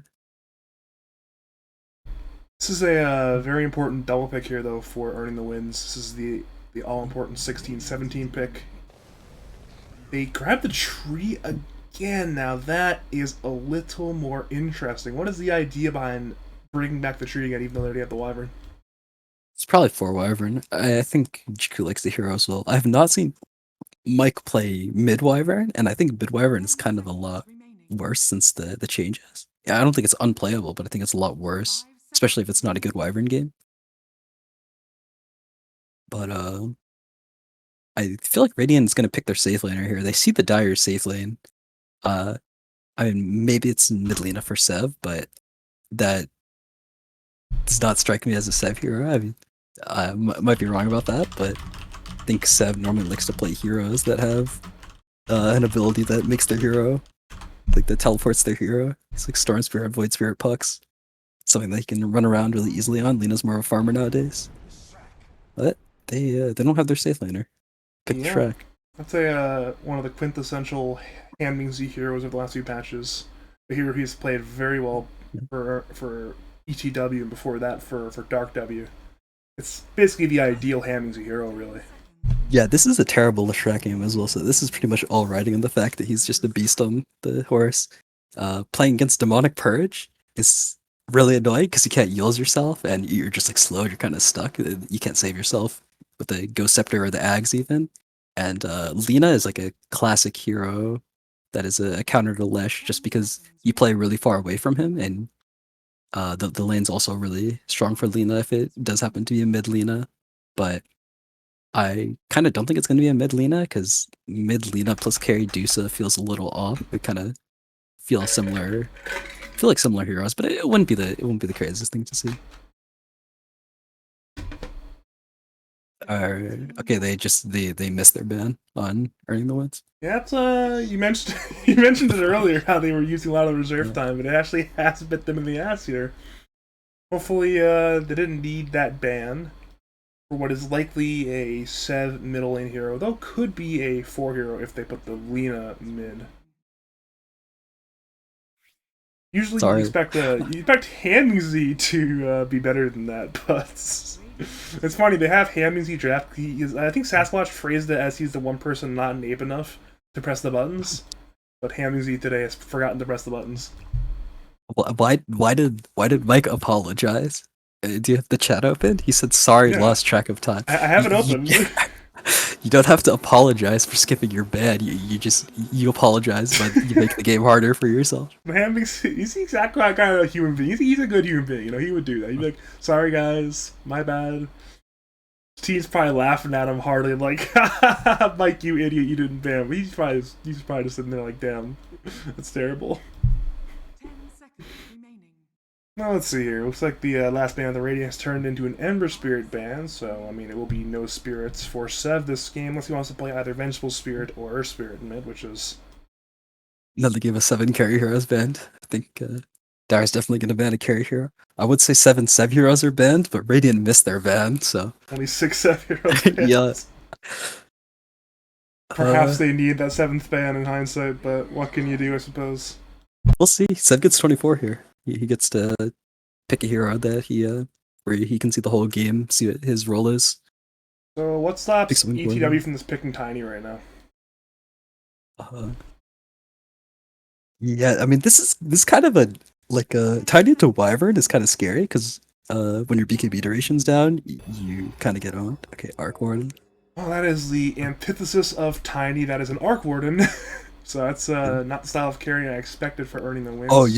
you said Tiny for Radiant. My bad. Yeah, I I thought you were thought talking about Dire. Okay. Tiny isn't Tiny like good still, like really really good still. Yeah, Tiny is really strong. I think Tiny would have been a really good pick actually. That could probably be a hero that lanes up into the Sand King Lina, even though you have 0 armor against the Lina. I still think you'd probably like start with a Ring of Protection or something, and along with a living armor, you could actually probably you have winning chances in that lane. It's you don't lose it every time. I think it's like Did they forget that Tiny wasn't banned? Because Canoobs first banned Tiny last game. They banned MK Tiny first phase, and for some reason neither team touched the best hero in Dota. I'm just so confused. I mean, Sasquatch just likes his oddball heroes. I wouldn't be surprised if he saw Tiny and actively preferred Arc Warden over it. But I also do agree. I think Tiny is definitely still very strong. I mean, even though the hero received uh it received decent nerfs, like a 5% overall damage nerf. The hero's still extremely strong, farms extremely fast. But Sasquatch likes his Arc Warden. And I think he'll buy drums. Actually, that's gonna be my prediction this game. I think he's gonna buy drums. He always tried to really sell me on the drums are Gordon idea. We'll have to see it in action tonight. See if the Arc Warden drums play pays off. Yeah, you get infinite charges because when you use them on your clone, it doesn't use them on the main. So as long as you have one, your clone can use it every time you ult. That's a Sasquatch play too. It actually is. Yeah, oh yeah, the one game I talked about that they lost in League of Lads, the Sasquatch was playing 5 Arcord and he bought drums. I remember that. Also probably contributed to the reason that they lost the game. Or it's okay. Huh. No, It's mid Lena then, right? I guess it has to be. Yeah, I mean that's a Sev mid Uh, Lena. Seb plays the other 3 spirits, but I have never seen him play Earth Spirit. I was kind of joking too when I was saying, "Oh, Canoobs should just pick Earth Spirit for the Spirit mid," but no, it's just they put a 4 instead of the Sand King Earth Spirit lane in the off lane. It is them, John Winter Wyvern. Actually, it's a GQ playing Treant Protector, even though they picked it. I mean, John probably doesn't want to play the same hero 2 games in a row. He kind of person doesn't roll like that. Uh, Looking at this game as a whole, though, uh, honestly, I kind of like Dyer's lineup more here. I think the Arc has some good matchups, but I think that if Dyer's able to get money and like get MKBs and BKBs, Radiant's actually pretty easy to kill. They have to watch out for these BKB piercing spells. Again, the RP curse and the Treant Protector ult, but like I think that if Dyer can kind of like play at a fast tempo with like Blink Sand King and like a Earth Spirit Vessel maybe and Lena early BKB, they'll be stronger earlier for a while. And Arc is pretty good against these like range cores like Lena and Dusa because of the bubble, but you need items yourself to actually be able to do anything on the hero. So he'll struggle at that front for a while, I think, because his lane won't be easy either. I need a lot of items to kill a hero like Medusa in the mid to late game as well. And it's a very, very tanky hero, this Medusa hero. Yeah, especially because he's gonna throw away 1,500 net worth buying drums of endurance. It's not throwing away, it's investing 1,500 net worth in drums of endurance. If you Right. are just joining us, though, welcome to game number 2 of Canoe and the Canoobs, taking on Earning the Wins etW. Earning the Wins on the Radiance. They won game number 1. It was an extremely close back and forth game with a lot of good team fighting. Canoobs came close to winning the last game. They want to win this one. Juku is standing in. Dark is gone. My name is Badger. I am joined tonight by the one and only logical Dota 2, and hopefully we are in for some good Dota action. Yeah, I think last game, I think we're kind of anticipating for it to be like a really just good Dota game of Dota where, we saw a lot of crazy team fights. This game, they got some wacky heroes going on. There's some wild stuff happening. They got Arkward, and that hero is not seen very often. I think Ame played it one game at I think ESL 1 was it? Or the last big tournament. And that was the only game of Arkward for the entire tournament. So 100% winner, you got it. I think they might have lost that game actually. Really? No way. Uh That's wild. yeah, actually I can probably check this. Actually they probably won. I think he didn't do anything, but they won. I was say LGD always wins. We're seeing some interesting plays at both teams, though. Flash Canoe may be in a bit of danger. Six Dog did not skill Skewer quite yet if he wants to go for a Skewer play. Now he has it. Skewer's there in 2, actually. LSA misses thanks to the banishment of Flesh Canoe's back coordination there from the Dire. In the very end, it will be even bounty rune trades, it appears. Meanwhile, it's Artorias up to some real wild action right now. Not quite sure what he's doing. This is, I mean, he's trying to like slow the Radiant creep wave down so that it goes under tower. But he kind of rolled through the tier 2, so he took a lot of damage.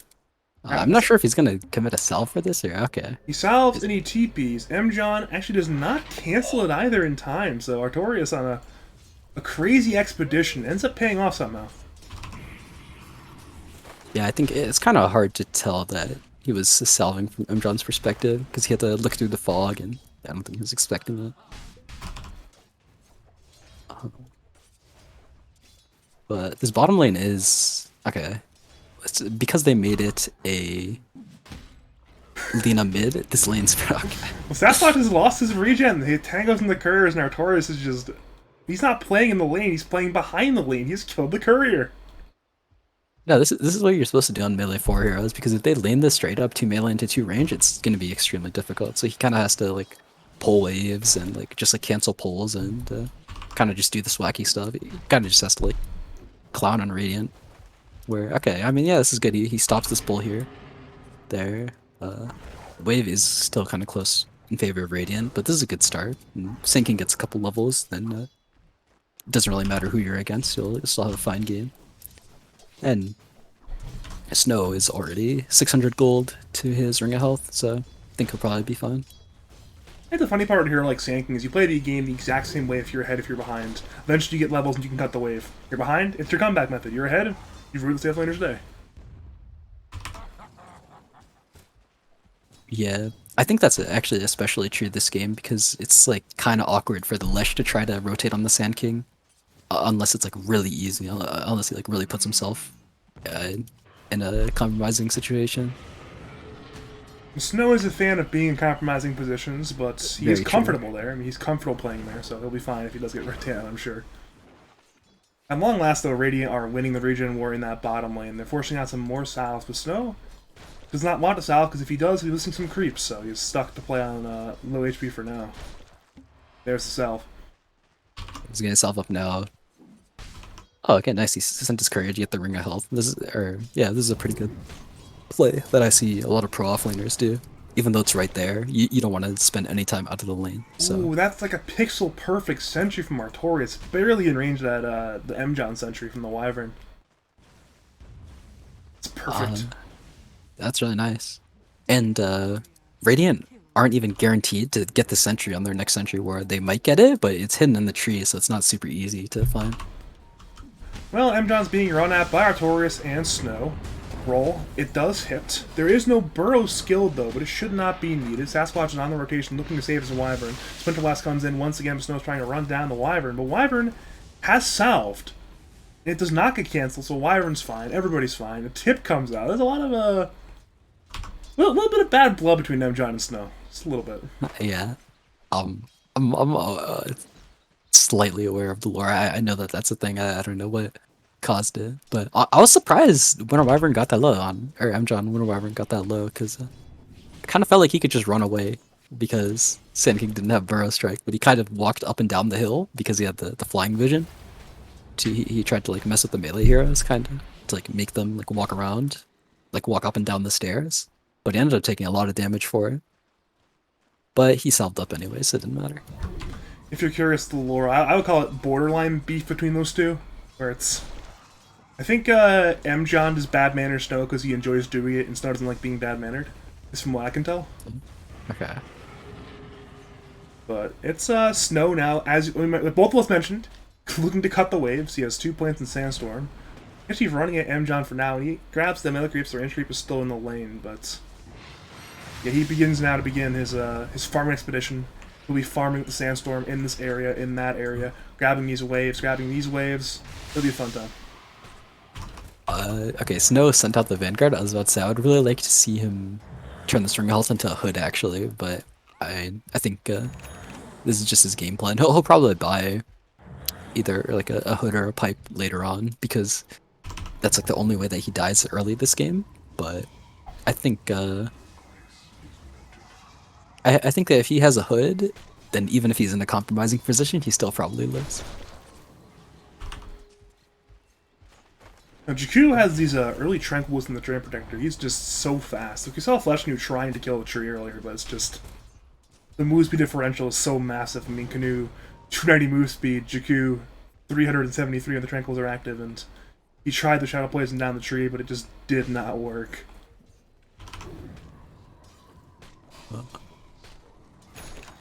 What is Snow up to? The dust is popped, but will he be in danger? He has the burrow. The dust ends in about 5 seconds. Can he tank it long enough? The burrow's actually down to Sasquatch. Low. Roll comes in. M-John low blocks it, but it's a kill there. First blood for Snow on Sasquatch's Arc Warden. Meanwhile, top lane, Six Dog is low. He should be fine. They're moving Sat onto Jakku, perhaps. Snake comes in. She hits out a Six Dog. The stick was not enough. Down goes the Magnus. So Canoobs, 2 big kills, and the all chat now comes out from them. Yeah.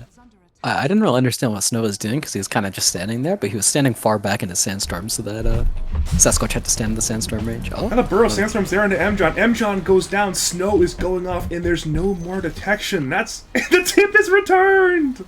You'll love to see it. I think I could have seen that one coming. Yeah. There's probably going to be a lot more of that in this game. But Snow's kind of low. Yeah, Snow has Burrow Strike. That's the Burrow away for now, but Okay. M-John's TPing back in. This could be a death potentially. No, it actually does not hit though with that Spark Wraith. I don't remember. No Tempest double I either. don't remember the just name of got Spark him. Wraith, but still. Sasquatch got his double and casted it, but he didn't have any mana on his main hero, so he's just kind of clicking creeps with his clone. It's a little bit of a waste, but I don't think it'll be that big of a deal. I think he'll probably be up again by the time he finishes his Midas. Dude, Flushing is stacking so many camps for Nera right now. He attempted the triple stack, actually missed one of the 3 stacks, but it's still significant stacking in 3 different camps here for Nera. But for Nera, the moment he leaves this lane, it'll be, hey, I have, say, 3 points in split shot. I'm gonna go farm these creeps. Kill camp, kill camp, kill camp. Unfortunately, there's nothing at the... It's like at the Ancients as well. There's just so many stacked camps right now. There's so much farm for Medusa to claim in this game. Yeah, I think And now Sev's really strong right now. Gee, LSA missed by Sev. Never mind then. What were you saying? Yeah, no, I was just gonna say I think Radiant has scouted out these stacks and they're gonna try to do something about them. But Sev is really strong right now. Has arrived. This could be a big fight here. Hamzy grabs some of the creeps. Actually grabs all of the creeps. Now runs at Sev. Sev is trying to run away. Actually has no mana. Sev almost dies. Flesh New saves him with the offensive imprisonment there onto the Leshrac. Now in comes Artorias, who has spells. Into the kick. Roll though misses. And Hamzy TPs. A rare mistake by Artorias. Results in an easy TP wave for Hamzy. Jakku is being run at now, but it's... shouldn't be a kill there either. Meanwhile, bot lane, the Core's man fight, both of them are fine though. Tempest Double did die to Snow, I believe, but everybody is fine there. Nice play by Artorias there. He kicks the Trian away so that the Lena can get the DD in. Yeah, tips him for that. I missed that one, sadly, but what can you do? I didn't really realize what was going on in this mid lane, but Michael is actually higher level than the Lesh. I'm dead again. He is dead again. It's another kill for Snow and another tip from Snow. It's no mercy. Oh no, M-John's now out-chatting. Oh no, this is gonna get bad, isn't it? That's a good one, actually. This is gonna get bad. You don't always love to see it, but I think I don't expect any of these players to get like actually overboard with this. I think it's like not that they don't mean it. I think they're mostly just arguing about like stuff that doesn't matter. So I don't think any of them are that hurt over it. There's a non-zero chance this one's gonna overboard, dude. There's a non-zero chance. If I were putting odds on it, I'd say it's a 1-to-1 odds. It's gonna go overboard. That's true, actually. I think my ultra tolerance is pretty high, so I think what I consider overboard is probably different than what other people will call overboard. The thing is, Snow is a little tolerance for all chat, and M-John's a high usage of all chat, so you can probably see why the beef is there, you know? It's like, alright, it's just conflicting styles. Yeah. Okay, so talking about a different lane, bottom lane. Oh, bot lane's so fun, though. Come on now. Nothing's happening. Over to mid lane, the just... RP is there, onto the lead, and that is a new lane to look at. Dire TP in, they're going to roll on into Hamzy. Leshrac is a target. He is stunned by the Burrow Strike, he will now go down. So 6-Dog gets away, but Hamzy not so lucky. It's a 4v1, effectively the 6-Dog leaving.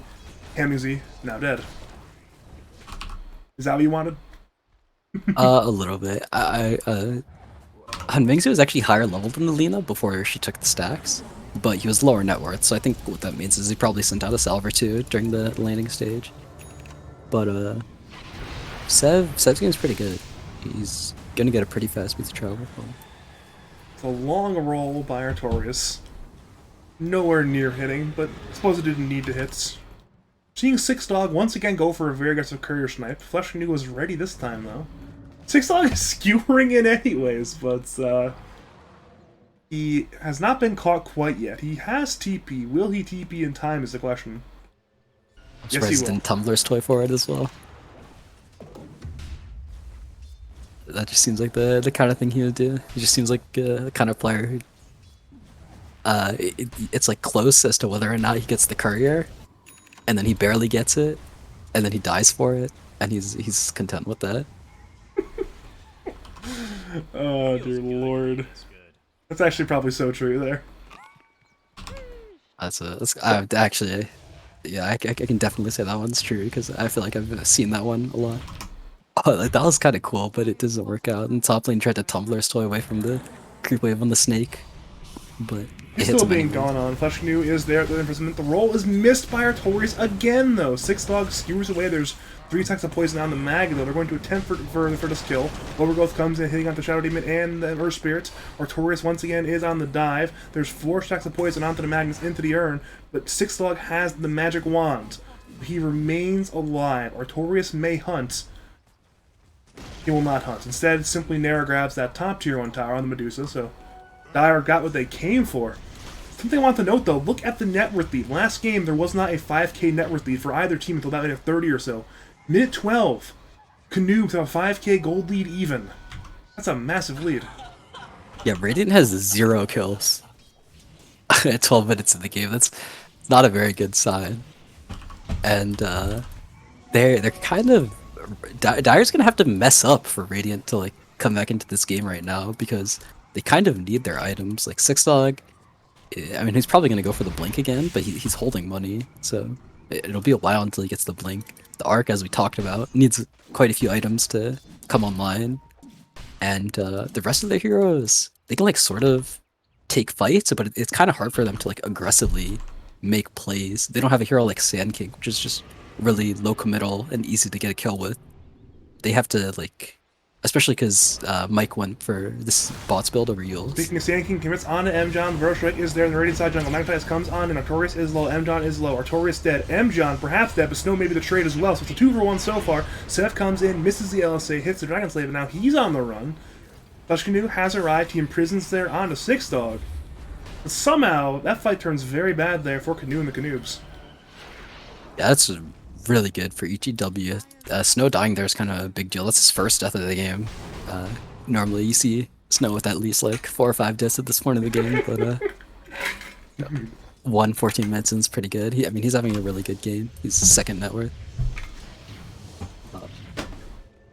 Well, top lanes where the fun will be. They're TPing and looking for Handming Z. They have 3 there. The roll comes in, misses onto Leshrac. It split the wickets. They have imprisoned him with Flesh Canoe, though. Now, LSA hits onto Leshrac. In comes Sand King, burrows onto Jakku. Handming Z tries to run, is low, needs one more hit to die, but they have not found it. Living Armor comes in, roll from long range to Handming Z. Down goes Leshrac. And now it's Snow, who looked for Jakku, but Jakku juked. And now he's found by the Burrow Strike into the epicenter of Snow. Jakku, actually, they cancel the epi. They don't want to use it. Instead, they will look perhaps for a roll from long range. It will hit. She missed onto the tree once again. M-John comes in, has that Winter Skirt. It will be onto 3 if you use it right now. No, it's only onto 2. It will be onto that Earth Spirit and the Sand King. Earth Spirit is low. He's trying to juke. He will not get away. In comes Burrow there onto into the epicenter. He's now looking for Jakku. Once again, Jakku remains alive though. Sasquatch, his Temple dies. Snow looks for M-John, cannot find it. In comes Fleshly, once again looking to fight, but he's relatively low on HP. Snow has Burrow again, but he cannot blink. His blink is being canceled. Now has blink, but chooses to run away instead. Meanwhile, mid lane, 6 dogs on RP there onto Nara. The Stone Gaze is popped. Hamzy is stoned. 6 dogs skewered Nara far away from his own tower. Lightning Storm is there. Nara is out of mana. They're trying for the kill. Split Earth misses though. They're back in tower anyways for Nara. Shocklight comes in. Nara remains low. Tries to fight. Goes down, but Dire. They run in. They TP and now to avenge their man Nara. Roll. Once again misses. Magnetize and the kick are there looking for Hamzy. Actually, Magnetize missed as well. Hamzy will go down. The LSA is there. But very sloppy across the map for the side of Canoobs, and Rady even grabbed the mid T1 tower. The fight continues. Rolls down to M-John, who is in the cold embrace, but he should be dead quite soon. Dragon Slave, kick, right clicks. Down goes M-John. So that's some wild Dota there. Yeah, I think Nair getting caught there is really bad. I think it's a really good play generally if you're pause 1 and you don't really want to fight early. That you can like get hits on the mid tower while the other team is. Oh my god, 6 dog. Yeah, what is 6 Dog exactly doing right now? He has no TPs. He just want to. There's no way you guys from the enemy fountain gets whipped, right? There's no way he gets away with this. No, LSA is there. Yeah, Send yeah, TP back in he's time. There's if he got away with that, that would have been one of the greatest plays I've seen in Lance history. But yeah, Demonic Purge is there. The Necklace are there. Laguna is committed. Town goes to Magnus. Six Dog is always an entertaining show when Six Dog's in the game. Yeah, okay, so the thing I was thinking about mid tower is if you can get like cheeky hits on the carry as mid tower while the other team is like doing something, is distracted, it's really good. But well, Snow's in the dive once again. It's long range onto M-John. The roll comes in, but Jakku is blocked committing M-John. Overgrowth is there on a 2, and it's a very heavy commitment with this dive. Winter's Curse is there, stunning onto Earth Spirit and the Sand King. Earth Spirit remains low, but is still alive now, rolls away towards his teammates. Hamuzi is on the way, has Lightning Storm, but he's still alive thanks to Flesh Canoe. Burrow is there, onto Leshrac and Dire are on the run. Sev arrives. They silence Hamuzi, and he will grab an Arcane Rune, but Dire are contesting him at it. Roll, misses again. Artorias goes down. LSA is there onto Jakku, but now it's Hamuzi who should be good in a way. And the tips continue. yeah, Radiant used both their ultimates on the Air Spirit and the Sand King, the Winter's Curse and the Trim Protector ulti, but they're just so tanky on Dire that they didn't even die to it the first time around. They only got the kill when Dire reinitiated with roll, but even though they got the Earth Spirit, they still used the cooldown, so Dire's going for this mid-tier 1. Makes sense. Well, Hammingsley looks for a kill on Flesh Canoe. The imprisonment is there. Flesh Canoe is on the run. Hammingsley has the move speed differential, but does not go for the kill. Demonic Purge is now there on Flesh. In comes Snow with the Burrow, canceling the TP of Hammingsley. He tries to stay alive, but his life appears not to be there for very long. He's trying to escape, but Dire lack the damage! They're 1 or 2 hits away from getting the huge kill there onto Leshrac. They do not find it. And now it's M-John who has arrived. Kills, never mind, may actually find a death there. The Burrow is there onto the Wyvern. He's now on the run. But his team's backing up. Now in comes Seth, who has spells, but now jukes back towards the regen rune instead. Somehow, nobody dies. And meanwhile, top lane, something wild and crazy happens. I'm assuming Artorias missed some spells because Sasquatch has dipped them. Yeah, there's a whole lot happened there, but also nothing happened there. Lesh like barely gets out because it looks really close. I thought the Lesh was gonna die from the poison pop as well, but like barely lived, and they don't have any extra damage on top of that. If he had gotten another stack, he would have gotten the kill on Lesh, but like I can't blame him for exploding the poison like that. It really looked like he was gonna die. And they didn't want to give time for, say, Magnus or Wyvern to arrive to the fight. They wanted to get in and get out fast, but unfortunately getting in and getting out fast means that Hammingsley also gets out. Meanwhile, Hammingsley this time gets caught. First kill of all series I think I've missed, actually. I missed one in game 1 as well. A solo kill mid lane, Sev on, Hammingsley on Sev. But now, mid lane rolls there onto the Treant Protector, the Silence is there on a 2 as well. It's a big dive there under that tower. Curse is there on the Earth Spirit, and the lane Earth Spirit is in severe danger. But Dower continue to fight. In comes Snow, has a Burrow looking for M-John. It's there onto the Cold Embrace of Wyvern. Now M-John dead. Artorias still alive. Stonegaze was there as well as the BKB of Sev.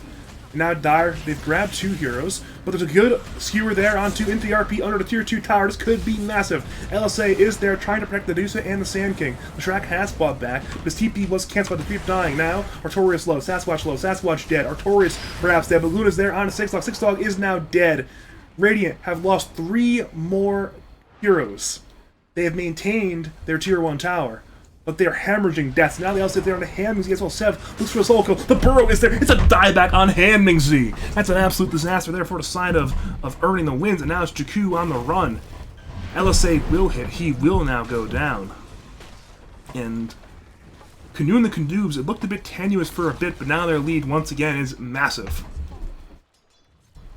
Yeah, this is really nice team coordination from Dire. That they just took that fight really well. They like Snow especially, he'd like blink in, Burrow strike a hero, and then back off and wait for his blink cooldown to come up, and then he would go back in. Got a lot of kills just using the damage of his other heroes. Really unfortunate on the buyback from Mike. That's been that's how the interaction has worked for a long time, but it's definitely. Oh. Well, 6-Dog once again in danger. He's imprisoned into rolled, into right-clicked. He will be dead. Nothing too shocking there. Sasquatch brought to Tempest level. Now his Tempest level may be in danger. It has some duration left, and it will be... I think it barely expired in time. I didn't see gold going to anybody. I also didn't see who the gold went to, but about the thing that or how Mike tried to TP mid. When you have Boots of Travel, it always prioritizes creeps over like for each TPs.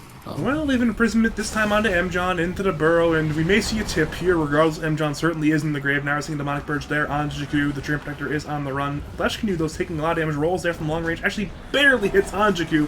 He's now kicked back into the lead. Dragon Slave is there. He will stick himself, but it's into the burrow of Snow, into the LSA of Seth, into a kill for Flash Canoe, and it's a 10k net worth lead. And despite the game 1 loss, it is Canoe and the Canoobs looking to turn it into a 1-1. Yeah, this game looks really hard for Radiant. I think they're gonna have to.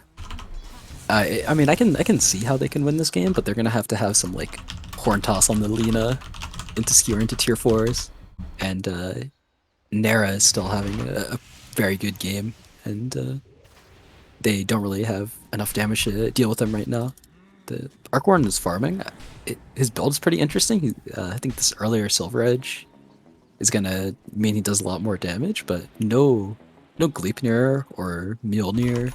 It's kind of gonna hurt his farming, and also, yeah, if he ever gets jumped, he's really susceptible.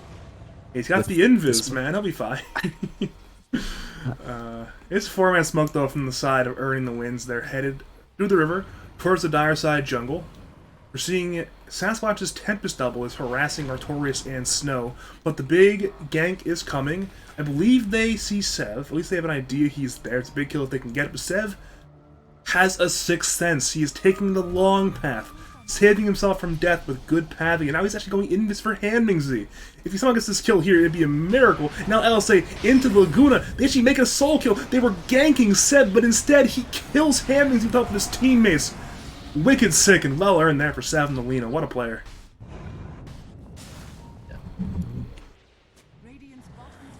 Yeah, not dying there is actually so big, because if he dies there, then the Radiant just like gets this part of the map.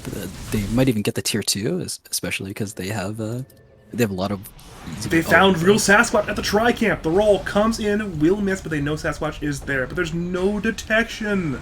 They moved out to M-John. They will claim that kill, but it is a consolation prize. Could have been a huge play there onto Sasquatch. It's only instead a moderate-sized play onto M-John. You're right. He has a Shadow Blade. That's all you need. Just Shadow Blade away. See, I was joking, but apparently I'm correct about that one.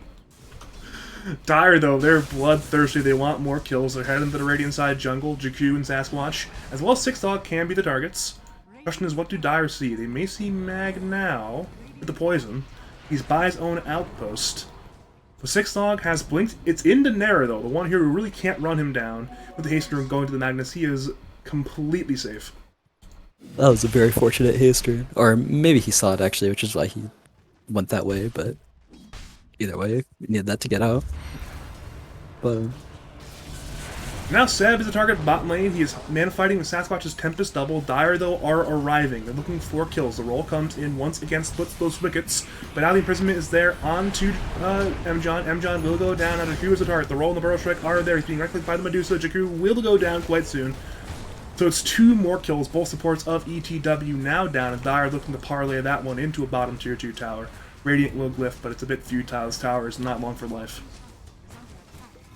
yeah, Nara is finally taking a more active role in the game after he finished his Scotty. They get a tier 2 tower. Taking this tier 2 tower is actually really annoying for Radiant, because they want to have control over Roshan area, but because this lane, because they got this tier 2 tower, the lane's going to be more pushed in for them, because it's more dangerous for Radiant to try to push the bottom lane out more. Well, Six Dog is once again playing with fire. Will he get burnt this time? He has been hit by the vessel of Artorias, and now it's the Burrow Strike of Snow. He'll skewer Snow into his own base, but the roll is once again there from Artorias. Six Dog will go down. This time, he does come crashing down a fiery explosion. He's now dead for 46 more seconds. Honestly, it's not the worst death. His Midas is on cooldown until he respawns, and it's not near any objective, but that's still a core hero. You don't really want. Sasquatch attempts to solo kill Flesh New, but it's a self-imprisonment there from the Shadow Demon. Now the Burrow Strike's there on Tempest Double. Flesh New is low. Flesh New actually goes down. Meanwhile, the real one is caught by Artorias, but the overgrowth is there from Jakku.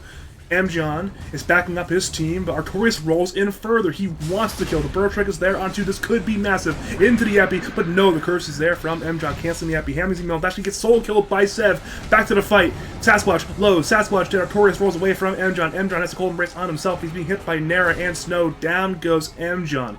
So across the map is a big team fight win mid lane for the Dire and a soul kill for Sev on the opposing mid laner Hammy's in the Radiant side jungle. What a massive boon there for Canoe and the Canoobs.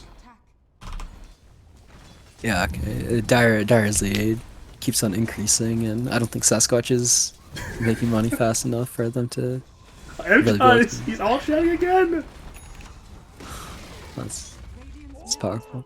But Dire's gonna get Roshan pretty soon, and getting like when this Juicy gets +1 item, this MKB is a big deal because it lets him hit through the bubble. But once he gets MKB and the Aegis, they're probably just gonna go high ground, and not really sure what Radiant can do about that. They're gonna have to really abuse this Magnus's repositioning, try to make any successful fight happen.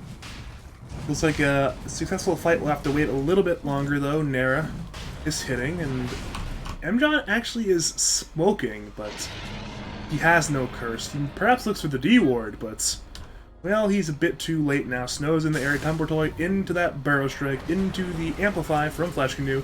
Mjon kills the Sentry. Actually gets the Obs dead in time, but it will cost him his life. Kill there for Nara. Though, as it happens, we're seeing 6dog and Sasquatch both split pushing. Sasquatch actually grabbed the bottom tier 1 tower. I'm not quite sure what 6dog is up to, but I want to see what happens. He does not have... Yeah, I guess he's just trying to cut waves, trying to delay a little bit. Make some space. Sev ends up getting the Aegis actually, which makes a lot of sense. Speaking of Sev, he actually misses the LSA onto Jakku. The right clicks are a bit too much. Jakku is trying to run to Sev. 1 more hits. Will do it. Down goes Jakku. Seeing Sasquatch, though, actually headed towards Jakku as well. The LSA misses onto the Tempest double, and now... he high-fives there. Goes on to Sev, and now Sev is the one who is invis. Neutral item is on the ground. Sasquatch looks to grab it, but I don't think the clone can grab it. Now his clone, instead of double, will go down. But now Sev has a BKB, thanks to the damage from Mjon as well. Winter's Curse comes in onto the Lina. Meanwhile, in the base, Sasquatch actually goes down the Flesh Canoe. So a huge kill there for the Dire on the Radiant side base. Mjon and Sev are still fighting. Back to the base. Nara is hitting the buildings. Back to Mjon. He's being gone on by Sev. LSA into Laguna. Into clicks. Down goes Mjon. Back to the base. 6long is searching for the Blink RP play if he can find it. Mjon has bought back. It is a 4v5. Burrow is there though onto Hammy's. Epi will be there into the roll of Artorias. Now Hammy's is kicked well into the side of the Dire. Snow is low and may go down, but it's a trade for Hammy's if it happens. Roll comes through once again. It hits onto Leshrac. Burrow is there. Down goes Hammy's, and it's looking pretty bad now for etW. Nara is just so strong. With the skewer into the tier 4 towers, this could be massive. Interest Grasp is there. Smoke under tier 4 towers. The RP is there on the 1, but in comes Snow with the Burrow Strike. Once again, stunning onto many heroes. And now 6dog is embraced. He's staying alive. Artorias rolls, goes down, but Nara is just so much damage. Minus Hammy's, minus Mjon, minus 6dog. Jakku, the lone survivor, and all 4 teammates do not have buyback. The GG is called, and we have gotten a 1-1 draw in etW and the Canoobs. Yeah.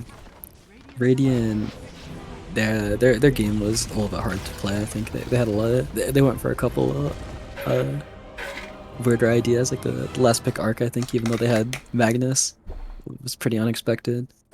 But yeah, Dire just kind of were strong early on. Snow had the really good lane, so they ended up just finding a lot of kills with the Blink Burrow Strike, and they win that one pretty handily. It's a really fun series, man. It was 2 very different looks. It was a very back and forth game 1, and then somehow the losing team is a very dominant game 2.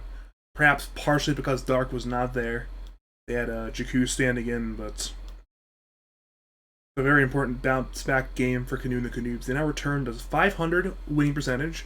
They are 6-6 record wise versus etW, who have not played their games. They're 6-2. This is fun, Logical. This is fun. Yeah, this was fun. And I don't think it was a terrible showing from either team, but 6-2 sounds a lot worse than 5-1. So I feel demoralized if I was etW. But looking at the overall game, though, do you have any final analysis for us? No, this is pretty good. I think I hope I can see these teams play again later, like maybe like deeper into the playoff bracket. I think it would be pretty interesting to see this one continue. These are some pretty good games to watch. Yeah, and looking at going forward, thank you for joining me tonight, Art Logical. Do you have any final words, call outs, shouts to say to the people of League of Lads and twitch.tv/Badger Pablo? No, I'm happy to be here. Thanks for inviting me on for this cast, and I don't really have much to plug, but you should follow me on Twitter at LogicalDota2. All right, then. So, But thank you again to Logical for joining me. Thank you to the viewers for tuning in. I will be back a lot this week. Where do I start with this one? I will be back tomorrow at I'll be back tomorrow at 9 p.m. EST. I'll be casting Canoe and the Canoobs taking on 5 Above Average Dudes. The BCOS East Cup Fatalist team should be a fun series. I will then be back Friday at 9 p.m. EST for No Teddy taking on I Swear to My Catholic Guam team. Then on Sunday, I'll be seeing Anti-Meta taking on First Team All Cursed at 10 p.m. EST. Should be an absolute shit show of a series and look forward to it. And then I'll be back again on the Wednesday, the 13th of October at 9 p.m. EST as well. We're seeing No Band Player, the team Ultra Gunner, Passion, Filsky Ultra Gunner, Pattern, and Filsky taking on the Team NPC, the DOS Fury team. And then we're back again at 9:30 EST on the Tuesday, 10:12 for Team NPC taking on No Teddy. And I have more series after that, but I can mention them another time. My name is Badger. If you enjoyed my casting, help me cast your games, cast your tournaments, contact me over on Discord. It's Badger number 5713, or on Twitter. It's twitter.com/BadgerDota2. Thank you for watching, and as always, have a great night.